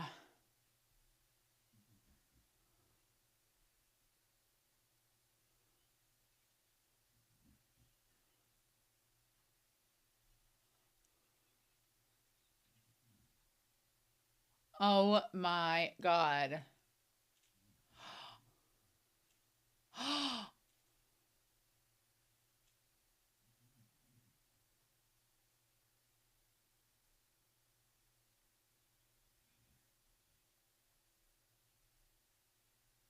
Oh my God.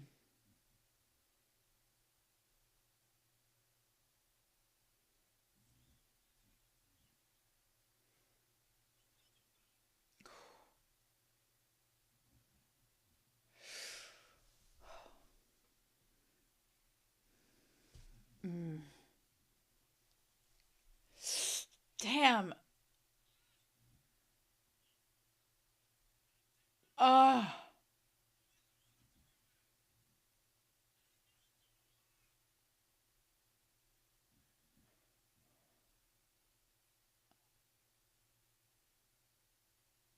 Oh.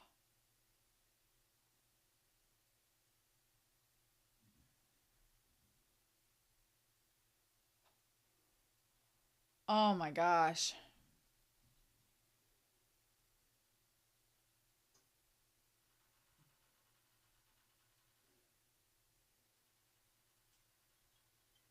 Oh. So how did he get the eye hurt? I'm assuming it's from her.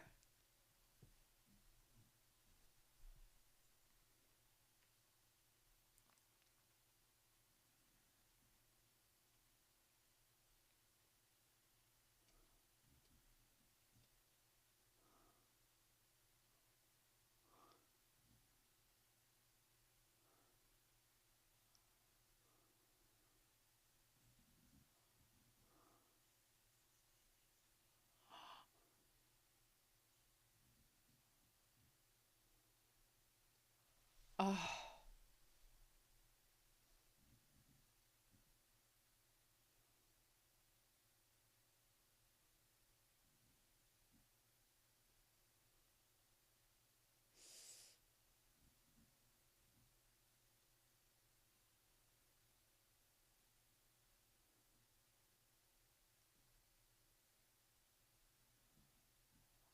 Oh.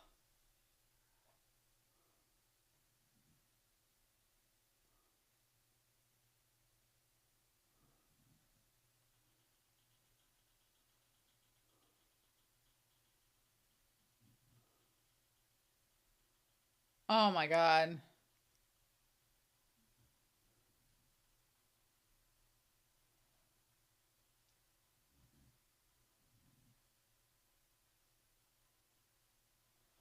Jesus.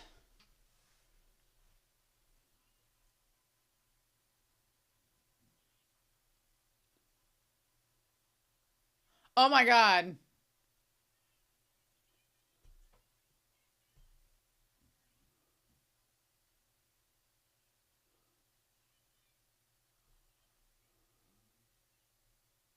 Uh-huh. Oh shit. It's just like, oh, stop, guys. Really?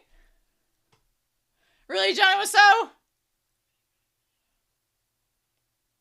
Okay, is it the sister's ring? And is this her ex-fiance or something?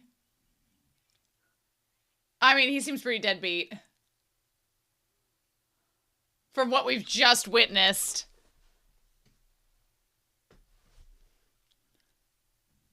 And I'm guessing she took these clothes to the mannequin.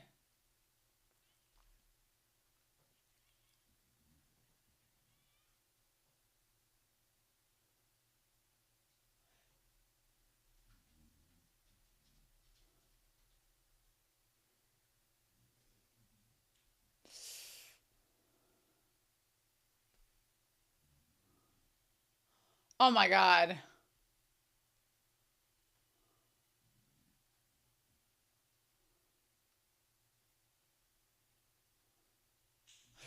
Shit. Oh my God.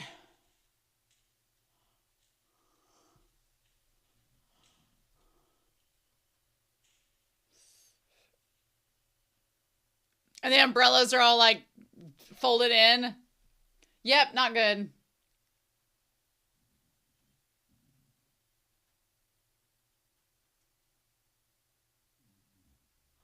Uh-huh.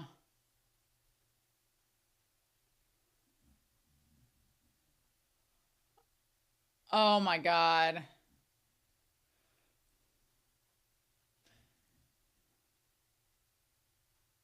Yeah, no joke.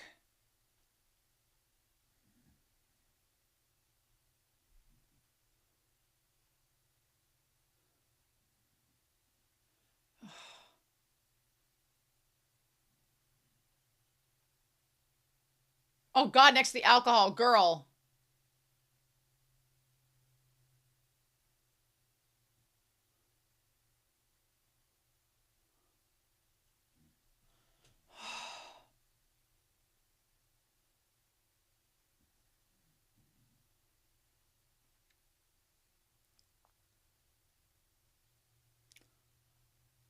Oh wow.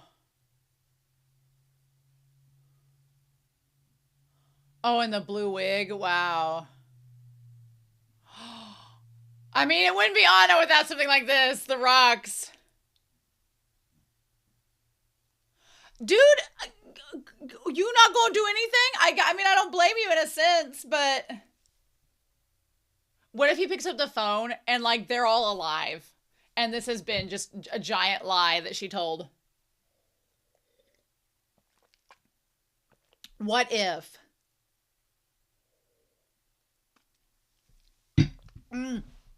Go get that damn phone. Go get it. Go get that damn phone.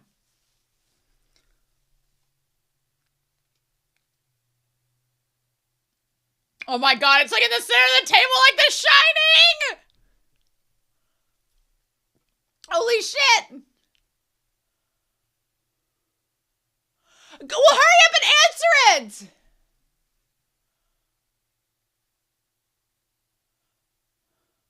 Answer the damn phone. Just do it!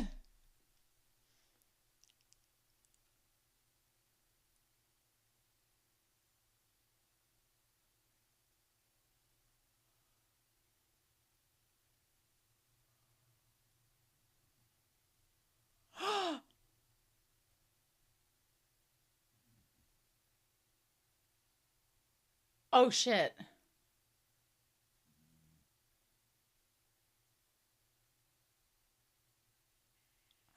Oh my God.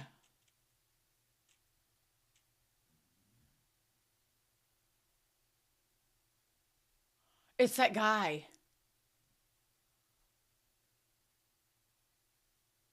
Or no, is that supposed to be the mom or the sister?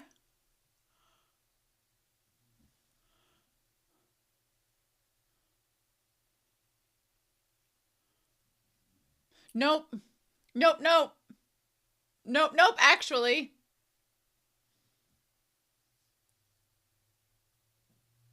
Oh my God, the shadow.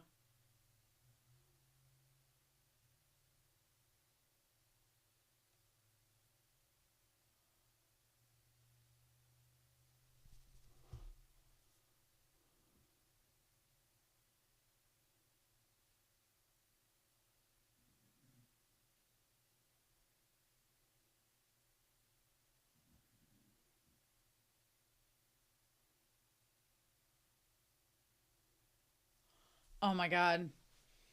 What are we doing?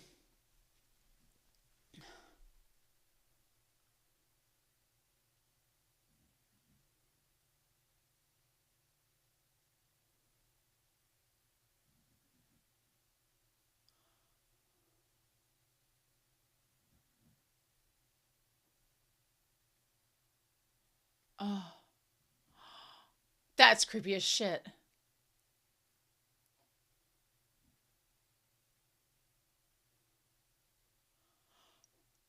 Oh, or that.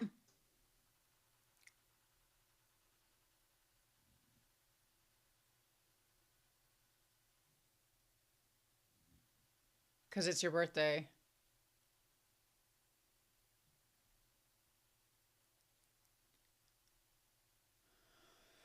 Oh my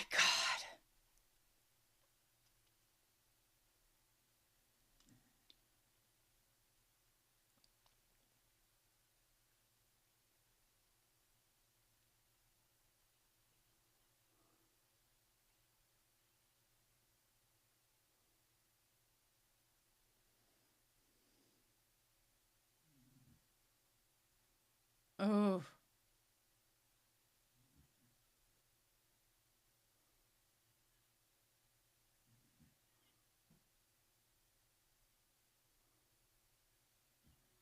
Oh.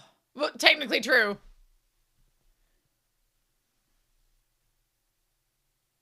Mm.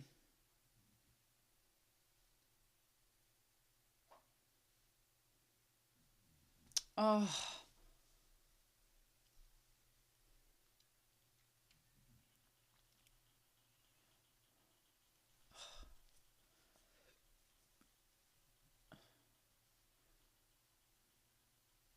Wow, with like the blue. Like all the primary colors here.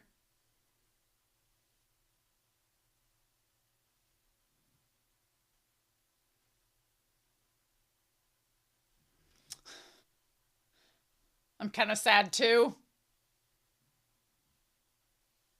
I've developed an unhealthy coping codependent relationship with you.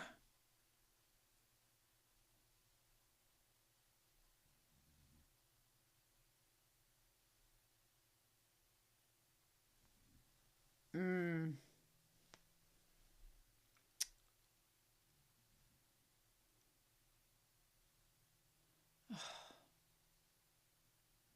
I mean, I don't blame her.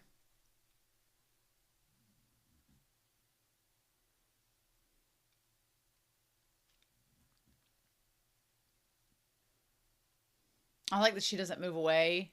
He just keeps moving closer. Mm.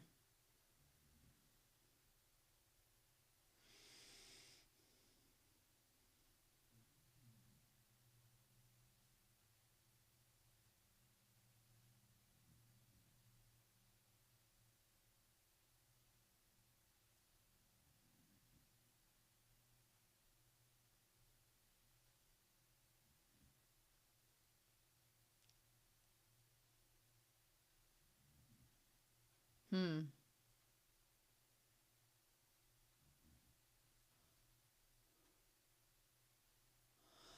I do genuinely think that he likes her. I do genuinely think that, but whether or not that is the healthiest relationship is still questionable. But I do genuinely think he liked her.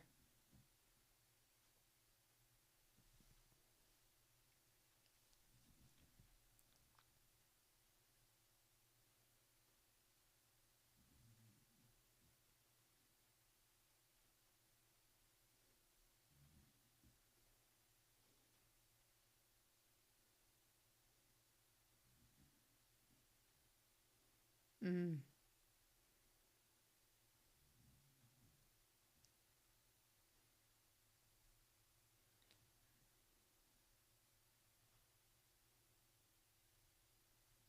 Oh wow, and that's why she keeps going back to like thinking about that with her mom. Yeah. The first things that weren't my sister's hand-me-downs. That's why she always has them. Wow.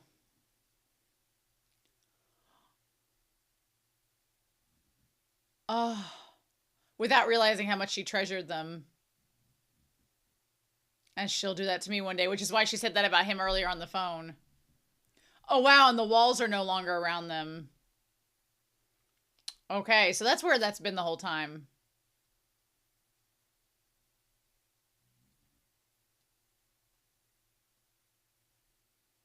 Hmm.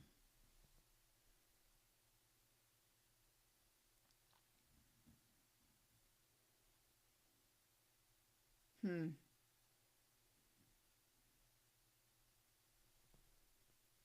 Oh wow, the jackal like eating her.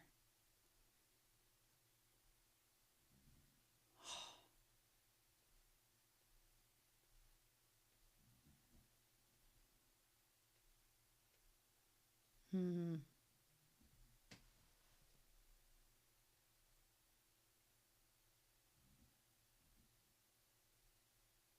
Hmm.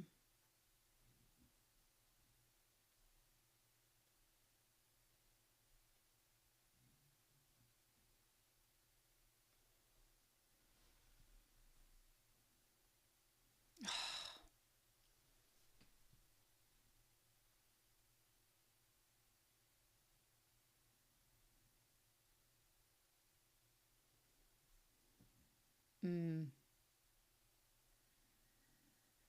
Hmm.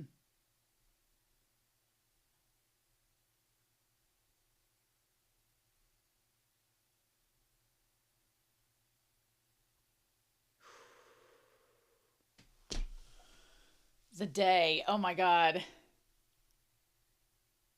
Oh wow, we're actually doing this.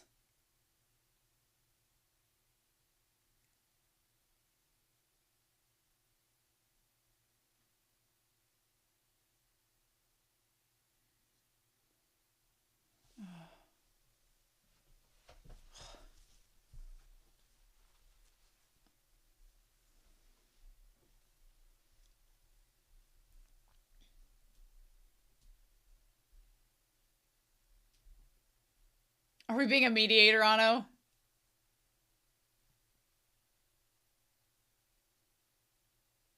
How long has it been?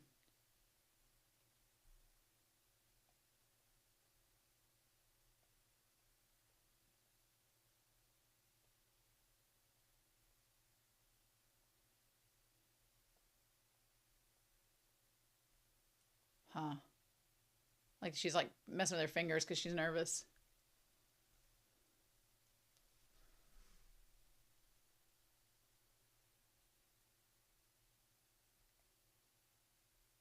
You ain't denying it. We ain't denying it. What?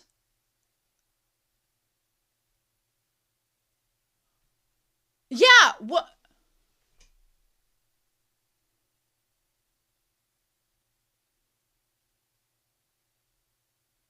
Oh.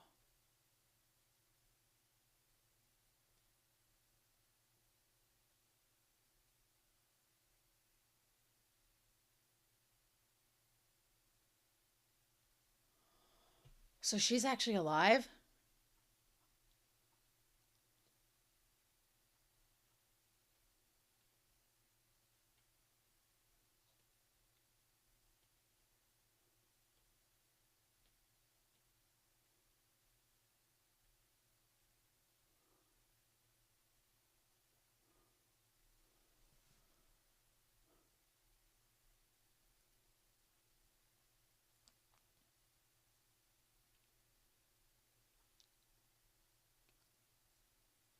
Huh. I mean, the voicemails are pretty, that you left that she kept were pretty rough.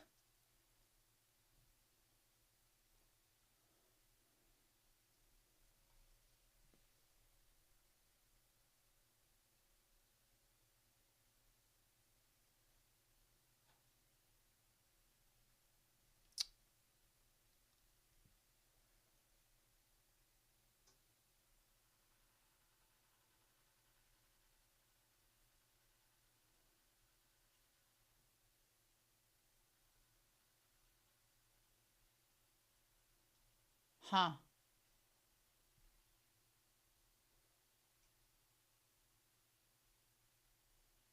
This is so quiet and eerie.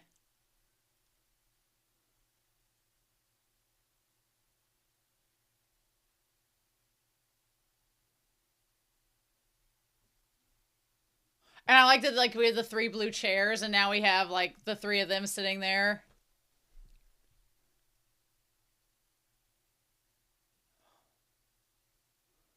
Wow, we go right back to that from the start.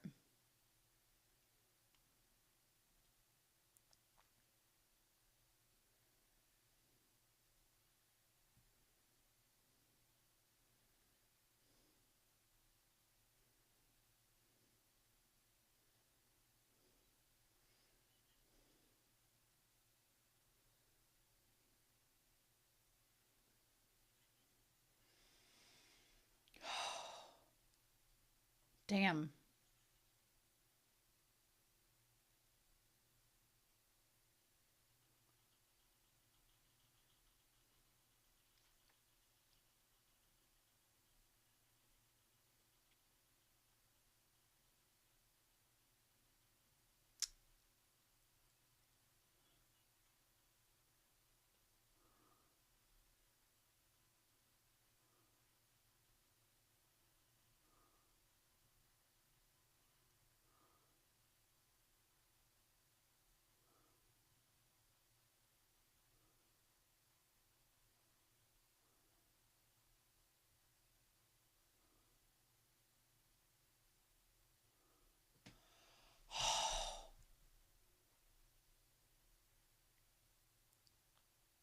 I love she's in all black there, and the mom's in this, like, I guess it's white and black, but the pin she has on is red with the bird.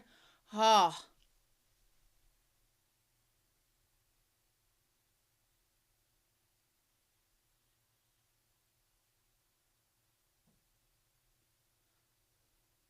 You gonna comfort her or what, man? You just gonna sit there watching her sob?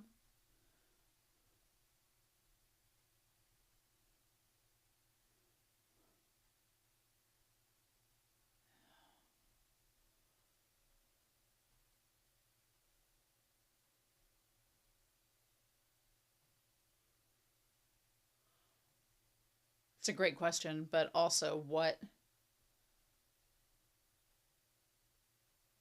Don't get all this existential BS right now, Anno.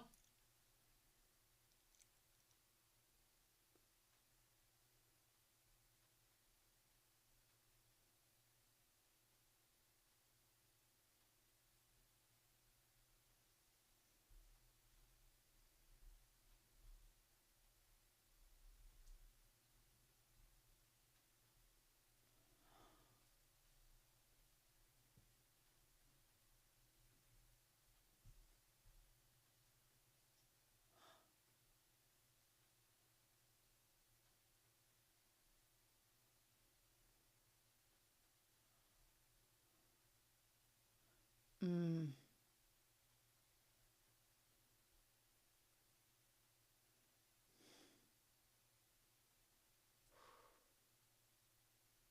Everything's so quiet. There's like no soundtrack.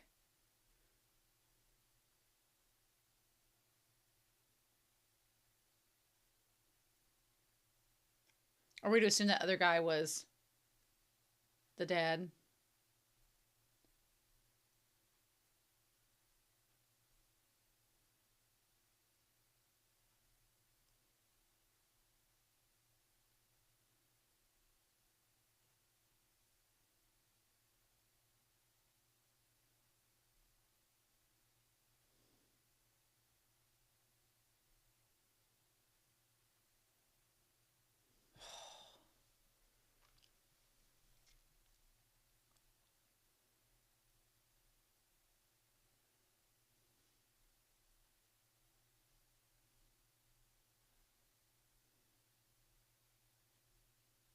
Hmm. The day after. Wow.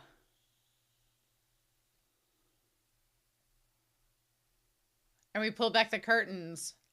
And all the wind chimes are now a rainbow.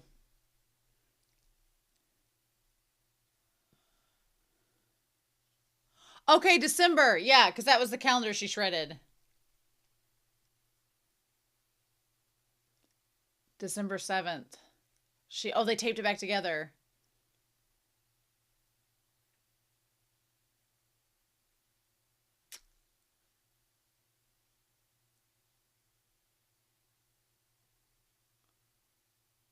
Mother Truck and Sagittarius. Oh, wow. Okay. That ended a lot better than I thought it was going to, if that's the end. I thought this was going to end a lot darker than it did. Oh my god. Holy cow. Okay, okay.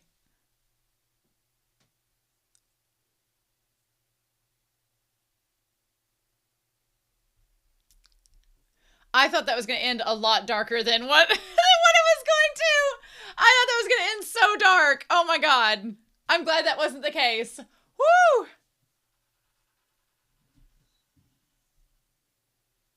Damn. Okay.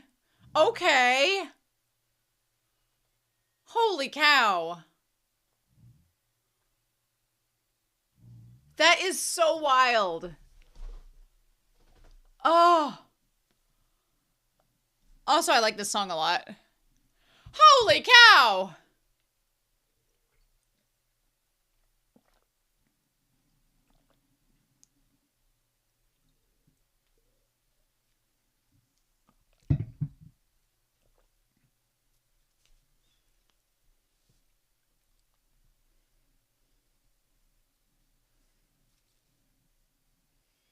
Damn, I want to look up things now.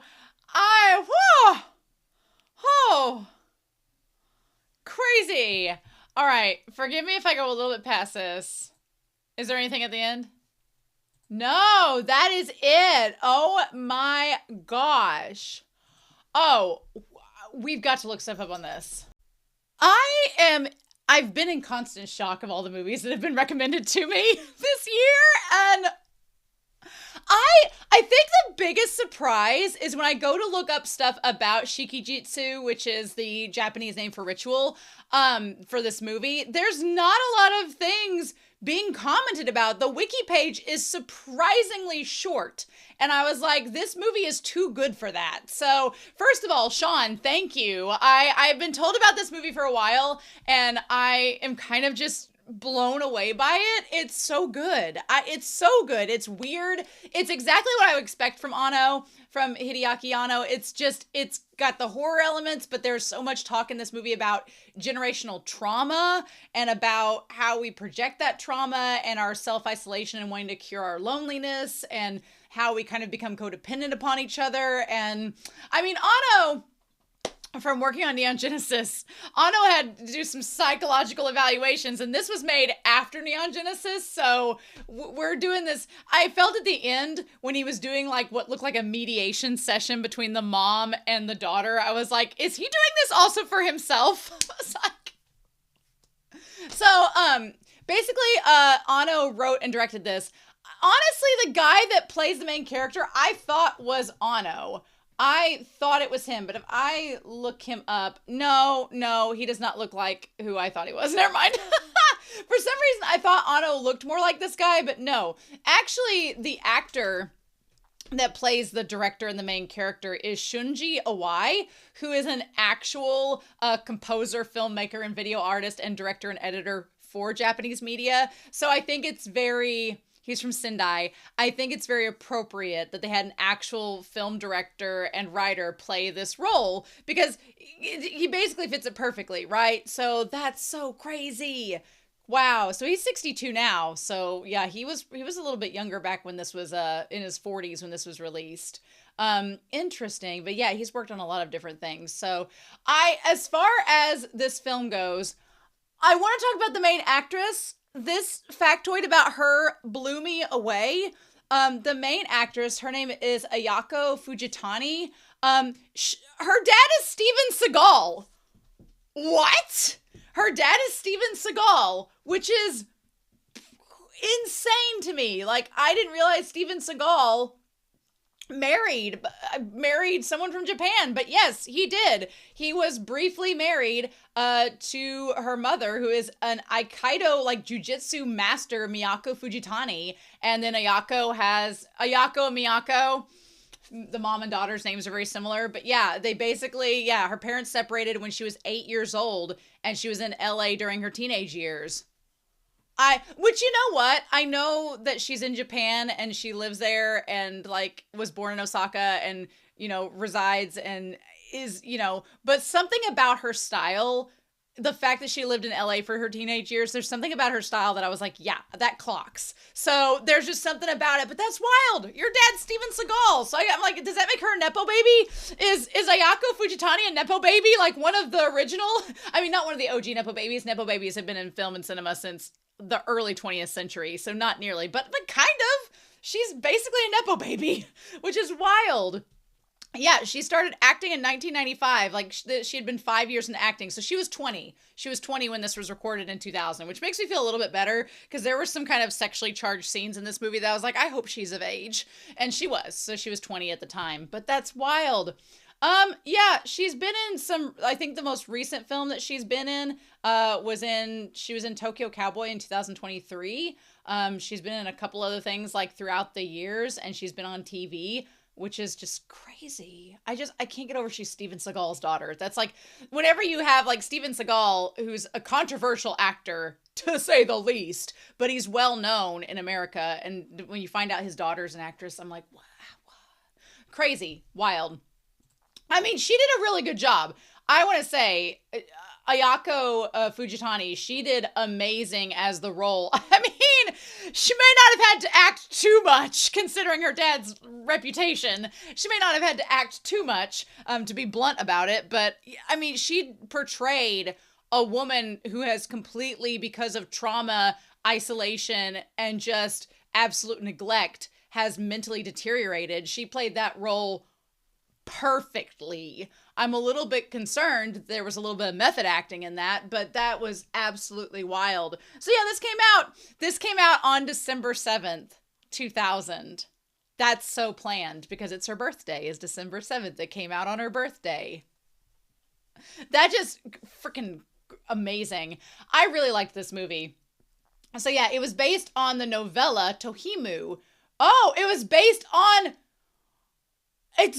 the novella that is by Ayako Fujitani, the actress herself. So this is semi-autobiographical. Bitch, what? Well, that makes sense with the dad not being present, but I don't think she has a sibling. I don't think that she actually has a sister. I don't know if that in the movie it's supposed to be like an alternate persona.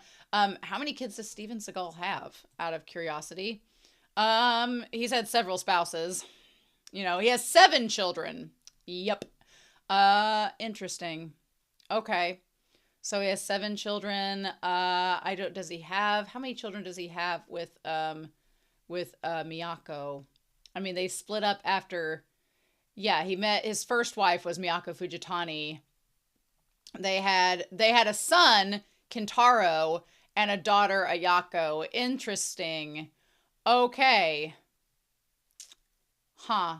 So yeah, okay. So maybe instead of like semi-autobiographical, instead of talking about a brother, she talks about a sister in the book. That's wild. The fact this relates. I don't know if this is like they just made the movie out of her novella, but that's so crazy. Just the construction of this movie alone is wild to me. So yeah, Anno had a previous film, Love and Pop, which I've not seen, but I've heard people talk about it. It takes place over 33 days. Follows the relationship between an apathetic film director and an odd young woman. That's how they describe. What an eccentric young woman. Yeah, an odd young woman who started a bizarre friendship. No, it's a full-blown relationship. It's like a very codependent, slightly toxic relationship.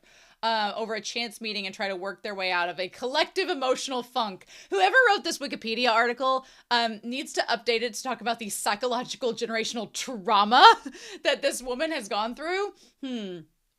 Yeah, Michael Ordana of the LA Times reported the film had, quote, dark themes of mental illness and suicidal ideation. Yeah, the fact that this film ended as happy and good as it did was such a shock, because the moment we had that countdown of the days, I thought, okay, we're counting down to something really dark and sad happening. But it's kind of, I'm not going to spoil Neon Genesis for anybody, but there is kind of this like cynical, cryptic, could be hope that's in that series. And I feel like that cynical, cryptic, could be hope is also in this movie, where, you know, even as it ends, even as they pull back the curtains, the red curtains, and there's light in the room, you know that they're going to have to work through it, and that it's going to be a day-to-day struggle. But people who have generational trauma and have gone through extreme abuse, that is their life. And so you're like, okay, we're going to have to work through that. And I joked about, you know, you don't have sex with crazy, you don't do that. But the real thing behind that joke is the dark humor is like, the more intimate you get with her, the more she is going to be codependent upon you and attached to you because of the neglect and abuse she's had in the past. So if you're not all in, then this is going to end really badly. And I feel like I've seen it firsthand from firsthand experience in my own area. There are some people that have some really big mental disruptions, and people, they get with them thinking like, oh, it's fine.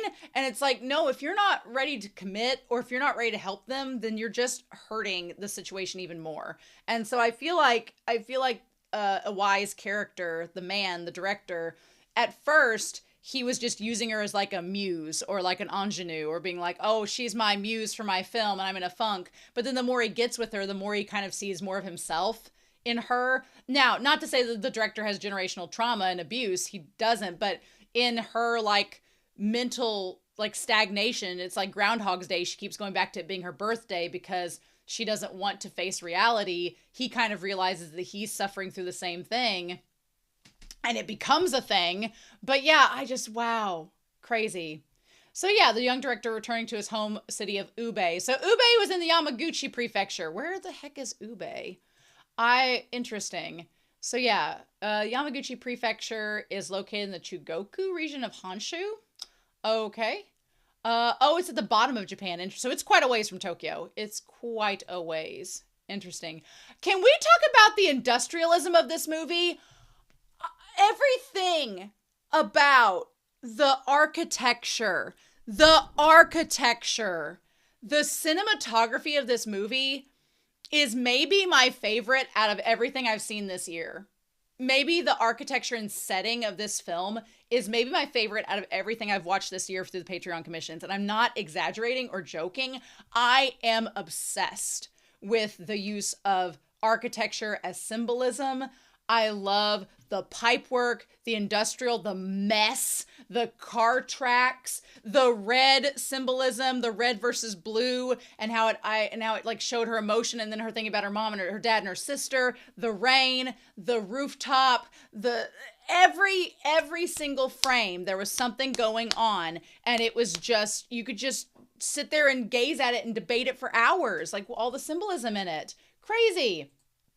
So yeah, going back to this, as the days go by, it appears that the woman has a little touch with reality. Oh, you think, Wikipedia, you think, and is constantly escaping into a fantasy world, while the director himself is a former anime director who's seeking to do a real film and embrace reality. So yeah, I like that, because the moment he said this, I was like, this is somewhat, even though this is based on Fujitani's novella, I'm like, of course Anno would pick this up, because the main character is like trying to make a real film after finishing an anime. Wow, gee willikers, you have Anno, who finished Neon Genesis, an anime, seeking to make a real life film to get back to reality, which is this. So yeah, of course it would be. So, oh my gosh. I also like the idea of her trying to escape reality and him trying to embrace it, and then they come together that way. That's really good. And so, yeah, in the end, the director confronts the woman with her mother, allowing the woman to make the first steps into the real world. And the film ends with the girl circling December 7th as her real birthday, and the words, "Beyond the 33rd day, unknown." Freaking love it. Yeah. So apparently the film was produced by Studio Kajino, which is an offshoot of Studio Ghibli. I could see that. Run by its former president, Toshio Suzuki, who served on the film as executive producer. It was later released on VHS and DVD. Oh, VHS days by Buena Vista Home Entertainment Japan. Oh, Buena Vista Home Entertainment. In 2003 as part of the Ghibli Cinematic Library series. Damn. And then 2020, it was released to video on demand by King Records. I freaking want to get this on DVD. I'm not even joking. I want to get this on DVD or Blu-ray, because it's just, I really found a connection with this movie. I really liked it. Yeah. So that there's not a lot on here to talk about it. Someone on Reddit whose profile has been deleted, sadly, in the movies thread, they put on here why they love Shiki-Jitsu. And they basically talk about the plot and everything like that. But I like this quote here that they said, "It understands how mental illness and trauma are complicated things to live with on your own. And instead of seeking actual help, we try to find relief and understanding from someone who just doesn't have the capabilities to improve your life, but only keeping you company through it all, your mood swings and suicidal tendencies."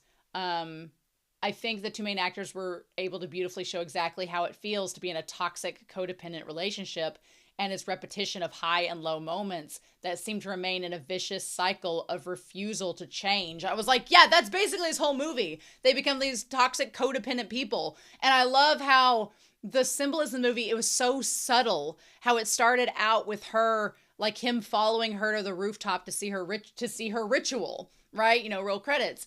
And then as the film goes on, she starts leading him on and starts getting him attached and starts touching him and like getting him involved. And then it's like you become sucked up into it, right? The Reddit person says, one of my, what does it say here? It understands how, here we go. I saw this movie at a vulnerable time. And I really thought it perfectly what it meant to escape from things, to be codependent and to be stuck in the cycle of moods where they become euphoric and then suddenly dysphoric. But at the same time, the movie didn't completely turn to that misery, and it understands the paradox of being self-aware of your mental illness, but feeling like giving up to it by sharing it with someone who has it like you, or from a person that you would rather find, rather than a psychologist who you pay to remove it from you. Something that I thought was done rather brilliantly in that sense, as there is no progress to the narrative. The characters mostly just wander around the area and talk about trivial things. I feel like that happens in real life. I like that concept of, instead of going, which here's the thing about therapy and any type of psychological assistance. One, those things typically require money. And as we can see from the woman in this film, she doesn't have a job. She's living in an abandoned complex, which again, that just builds on the complex of, also there were 7 floors, right? 7 floors, the 7th of December. Well, I guess 8 if you count the basement, 9 if you count the roof. But anyway, but yeah, a lot of times people, they don't have the resources available to talk or the money to get those resources. So a lot of times I feel like people that have some mental distress find other like-minded people that they can coexist with, but that's like adding a match to a match. It just makes the fire bigger, and it's like, but you understand why it happens, right? You can't afford the water, so it's like, or maybe you don't want the water, so it's interesting.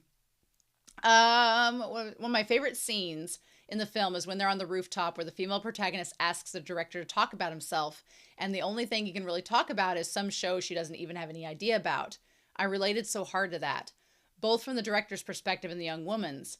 I think it captures this anxiety and numbness of wanting to start a conversation with a stranger and also not knowing what to do to relieve someone who shares that emptiness with you.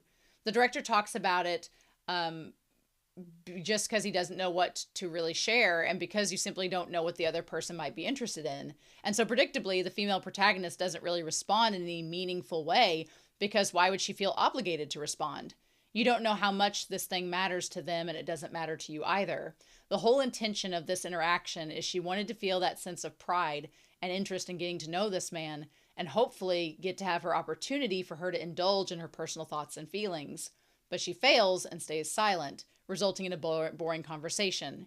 Simple moments that I thought captured a lot of layers when it comes to socialization. Yeah, there's a lot about how we socialize with people in this movie that, even though this was made 25 years ago, is highly relevant now and still relevant today. And just the idea of, how we connect with people, and how do we connect with people? What do we connect on? And what do we feel when we're afraid of those connections being severed? Because that's kind of her whole thing. She's afraid of the connection with her and the director being severed because she's experienced that before, and it kind of drove her to the state. So the whole part about when she goes to the guy that had been with her sister, and when she was gone looking for the cat, and we find out she'd been with that man who was horrible to her, I was like, damn it. It was really, really hard. The idea of the director being referred to as the director is that it's meant to show the real disconnect from each other. Technically, they're making a film, but the director cannot do anything to really help her. He's there to listen to her and keep a record of what's going on. I really like that, too. That was another thing. I was like, yes, the idea that he's a director and she calls him that, there's always this wall between him and her. And then, throughout the movie, he constantly is talking about how he can't really communicate with her. And it's like, well, yeah, you can't communicate with her because you're the director and you're outside of everything. It's like, you just can see it. It's like, ah. And so things which are too heavy and complicated for you to relate to and respond appropriately. Like, what do you do to answer someone who all of a sudden talks to you about being abused by their dad, that they suddenly go from being very happy to really angry and upset, and keeps teasing with the idea of committing suicide? The most you can do is just follow what they have to say and agree this person is broken and needs help. But how can you find help when you're so afraid of relating to someone else? We feel that obligation to try to frame our own experiences and emotions that somebody has as something that we ourselves have, and that we should be caring deeply about, but ultimately you feel like an outsider. Someone's seeing the same tragedy repeating over and over again, and that shit is exhausting. What should feel like an escape to better things only comes with greater burdens. You hope that the fun things keep happening with this person, but you have to be reminded that they also have a lot of problems that prevent them from providing that desire to you. It's kind of like a duty you maintain, not because you're obligated, but because you just don't have much else, and because you're afraid to feel responsible of leading them to hurt themselves even more. I really like this Redditor and what they posted, because I'm like, yeah, this is exactly what I was thinking throughout this, was just the idea that he, we talk about him doing something in the film, but honestly, if we were in his position, what do? We don't know her enough to know what kind of help she really needs. We don't want her to hurt herself, so we're trying to make sure she doesn't do that. But yeah, if you're around somebody that is that unstable and you are not made to know what to do in that situation to help them, it's kind of why social workers and people that are like grief counselors and things like that, they want to build a connection with you as a client, but they can't ever get too personal, because then what do? You have to somewhat have a distance between you and that person, but then that makes it hard in itself, right? So it's like, oh man, they did a really good job. So then part 2, they have a big old comment on here. Nice. What else did this person talk about? The female protagonist definitely wants something from the director, but is too passive and scared to commit. Well, yeah, for the most part. The use of symbolism, they talk about that. The use of red in this was so freaking good. And just, yeah, some people may interpret the movie to be a guilty repeating of Manic Pixie Girl archetype, but I would disagree with that, honestly. You would see in a lot of the stories with older men and younger women, or just men who are crippled by their loneliness. But I think this movie is a great subversion of it. While it seems to tease with the idea, it never goes through with it, because you're forced to see things about the female protagonist that are unpleasant, almost annoying, and that makes the very protagonist himself look like just the camera in this movie. Yeah, whenever there was a scene that implied that they were about to have sex, I really didn't want him to go through with it, because one, even if she's a compulsive liar, even if she is lying to him and trying to like get his goat, she does say that she doesn't like sex and doesn't want it. And so the fact that she has said that, I'm like, I don't want that to happen. And I agree with this Redditor in saying that this movie kind of subverts the Manic Pixie Dream Girl, because I mean, if you look at movies like 500 Days of Summer, right? In that movie, Zooey Deschanel's character is the Manic Pixie Dream Girl, where she's here to like, she's like, oh man, you're this eccentric guy that's down on his luck. I'm here to perk you up and make you feel better about yourself. But also, I'm not going to be too much ahead of you, because you need to feel better at the end of this. So I'm going to have a flaw that's going to make me not be suitable for you at the end, but you're going to be able to get over it and live your life and sunshine, rainbows, and all that shit. And you don't get that with her in this film. She comes across that way at the beginning, and that kind of is where the story starts, when he tries to use her as the muse for his film, and she's eccentric and kooky. But as he gets to know her more, that veneer kind of washes away, and she's no longer this like little ingenue. He actually starts to see her as a really troubled person, and he doesn't know what to do about it, because he's not, he's kind of troubled himself. So he's like, this is the blind leading the blind.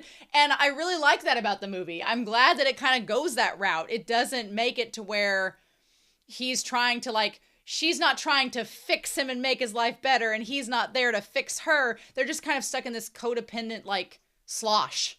And it's fascinating to watch. It really is. This is just her story, and we're just recording it. Not to mention the female protagonist is even emotionally intelligent enough to understand that we want to have something more sexual and romantic with her, but then she shows us the porn magazine and that you should be looking at, which just simply makes you more and more uncomfortable, and you're aware that just thinking in that way is dangerous and that she despises it. Yeah, when she shows the magazine with the boobs, which honestly those boobs weren't even great. Like what do y'all were, if anybody's gooning after those boobs in that magazine, they need to find a different magazine. I don't know. But I feel like I'm glad they just shove it in your face, being like, and Neon Genesis kind of does that too, where it shoves that in your face and you have to be uncomfortable with it and be like, and it's meant to make you recoil, right? A little bit. Yeah. She also explains that both men and women are just as perverted and broken, presenting their relationship not about one man and his fantasy girl, but about people desperately in need of a connection. Even when they are about to have sex, it ends sloppily without them doing anything, and with more tears from the female protagonist.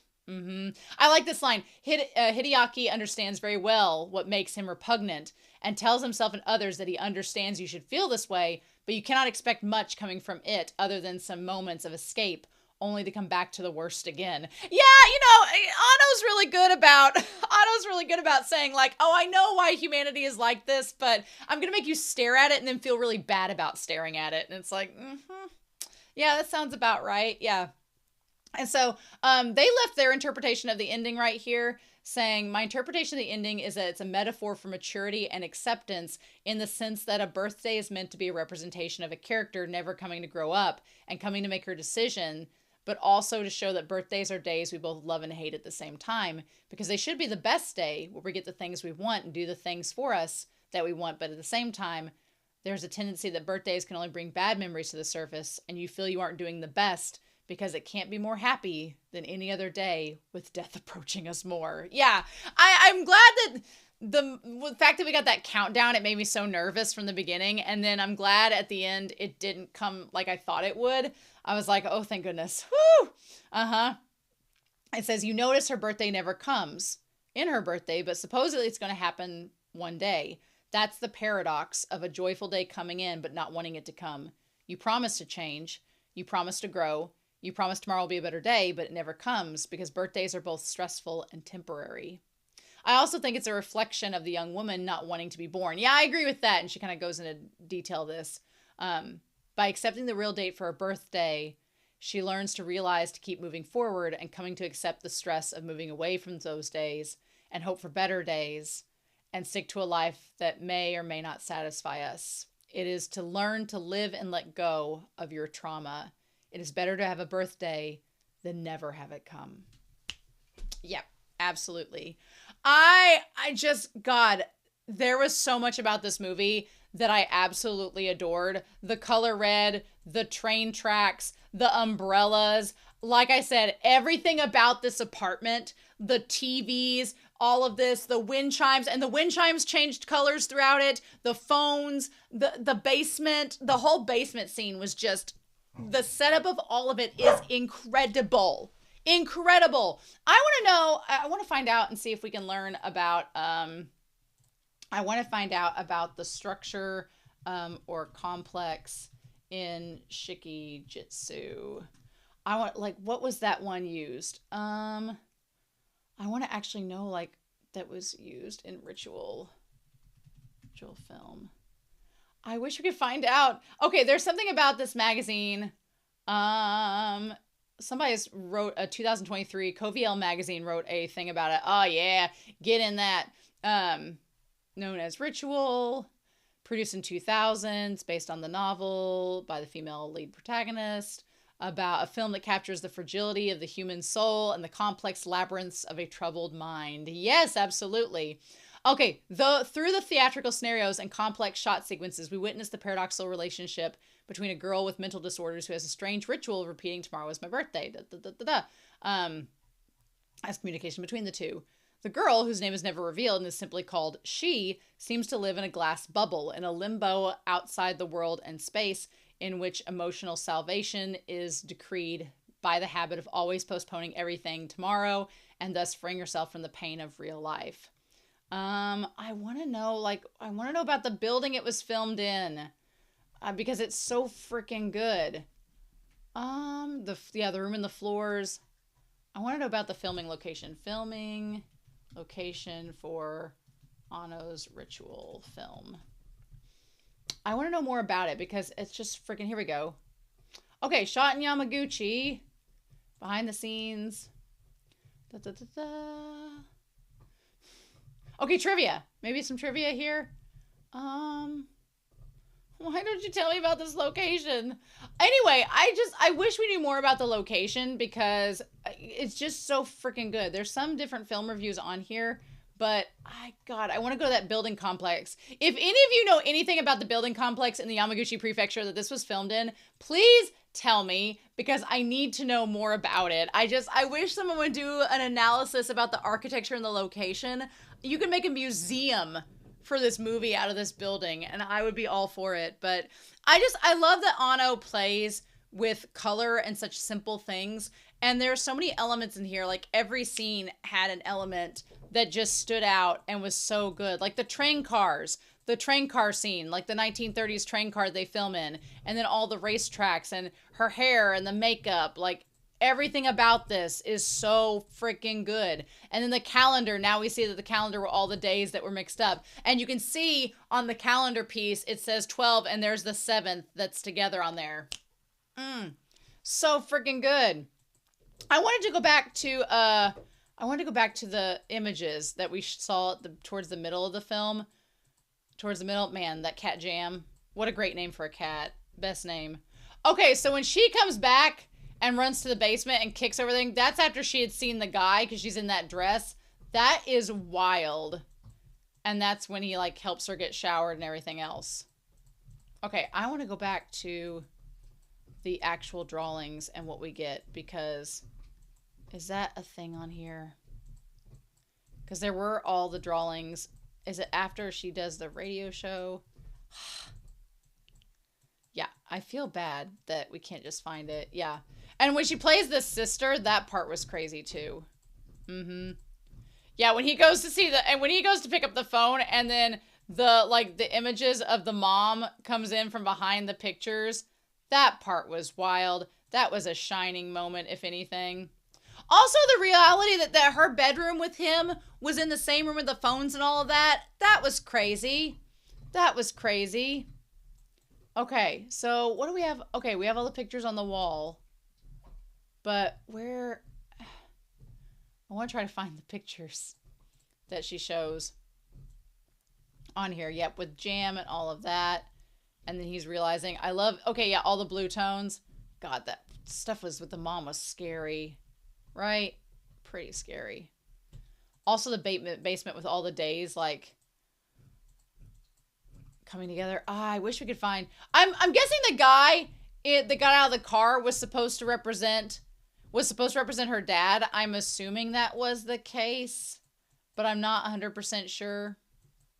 The mom part was creepy. And the blue chairs, that was wild. So yeah, also I feel like her, when she was taking care of the cat, she was starting to like imitate the mom and it was driving her crazy. I just want to know. I want to see the part with the cat, with like the pictures again, because I wanted to look back at those, but I don't know exactly if we can find it. I'm going to look through here real quick. Hold on. Yep, here we go. Now we're getting to like, yeah. So the first picture is like her and like in her, she's holding up, like there's a bicycle that's been broken, and then she's holding up like the head of a jackal, which I'm assuming is supposed to be, or the head of a giraffe or a jackal, it's supposed to be her mom. I'm guessing that that's it in the moment. And then we see there's pictures of her cat. There's pictures of her holding the cat. I'm guessing these are all from like her childhood. And then there's pictures of like, she's drawn this woman over and over again and scribbled out, and there's notes, and she's cut pictures of like her or the mom out of the portraits, which is kind of creepy. And then, yeah, there's portraits of all of her there. And then pictures of her as a kid. And then, yeah, all these faces that she's drawn on everything. Huh. And then, yeah, there's like a woman with a head on top of her. I don't know if that's supposed to be the sister. And then this like stork with heels. And then she's cut like herself out of the portraits and superimposed it. Crazy. Huh. Yeah.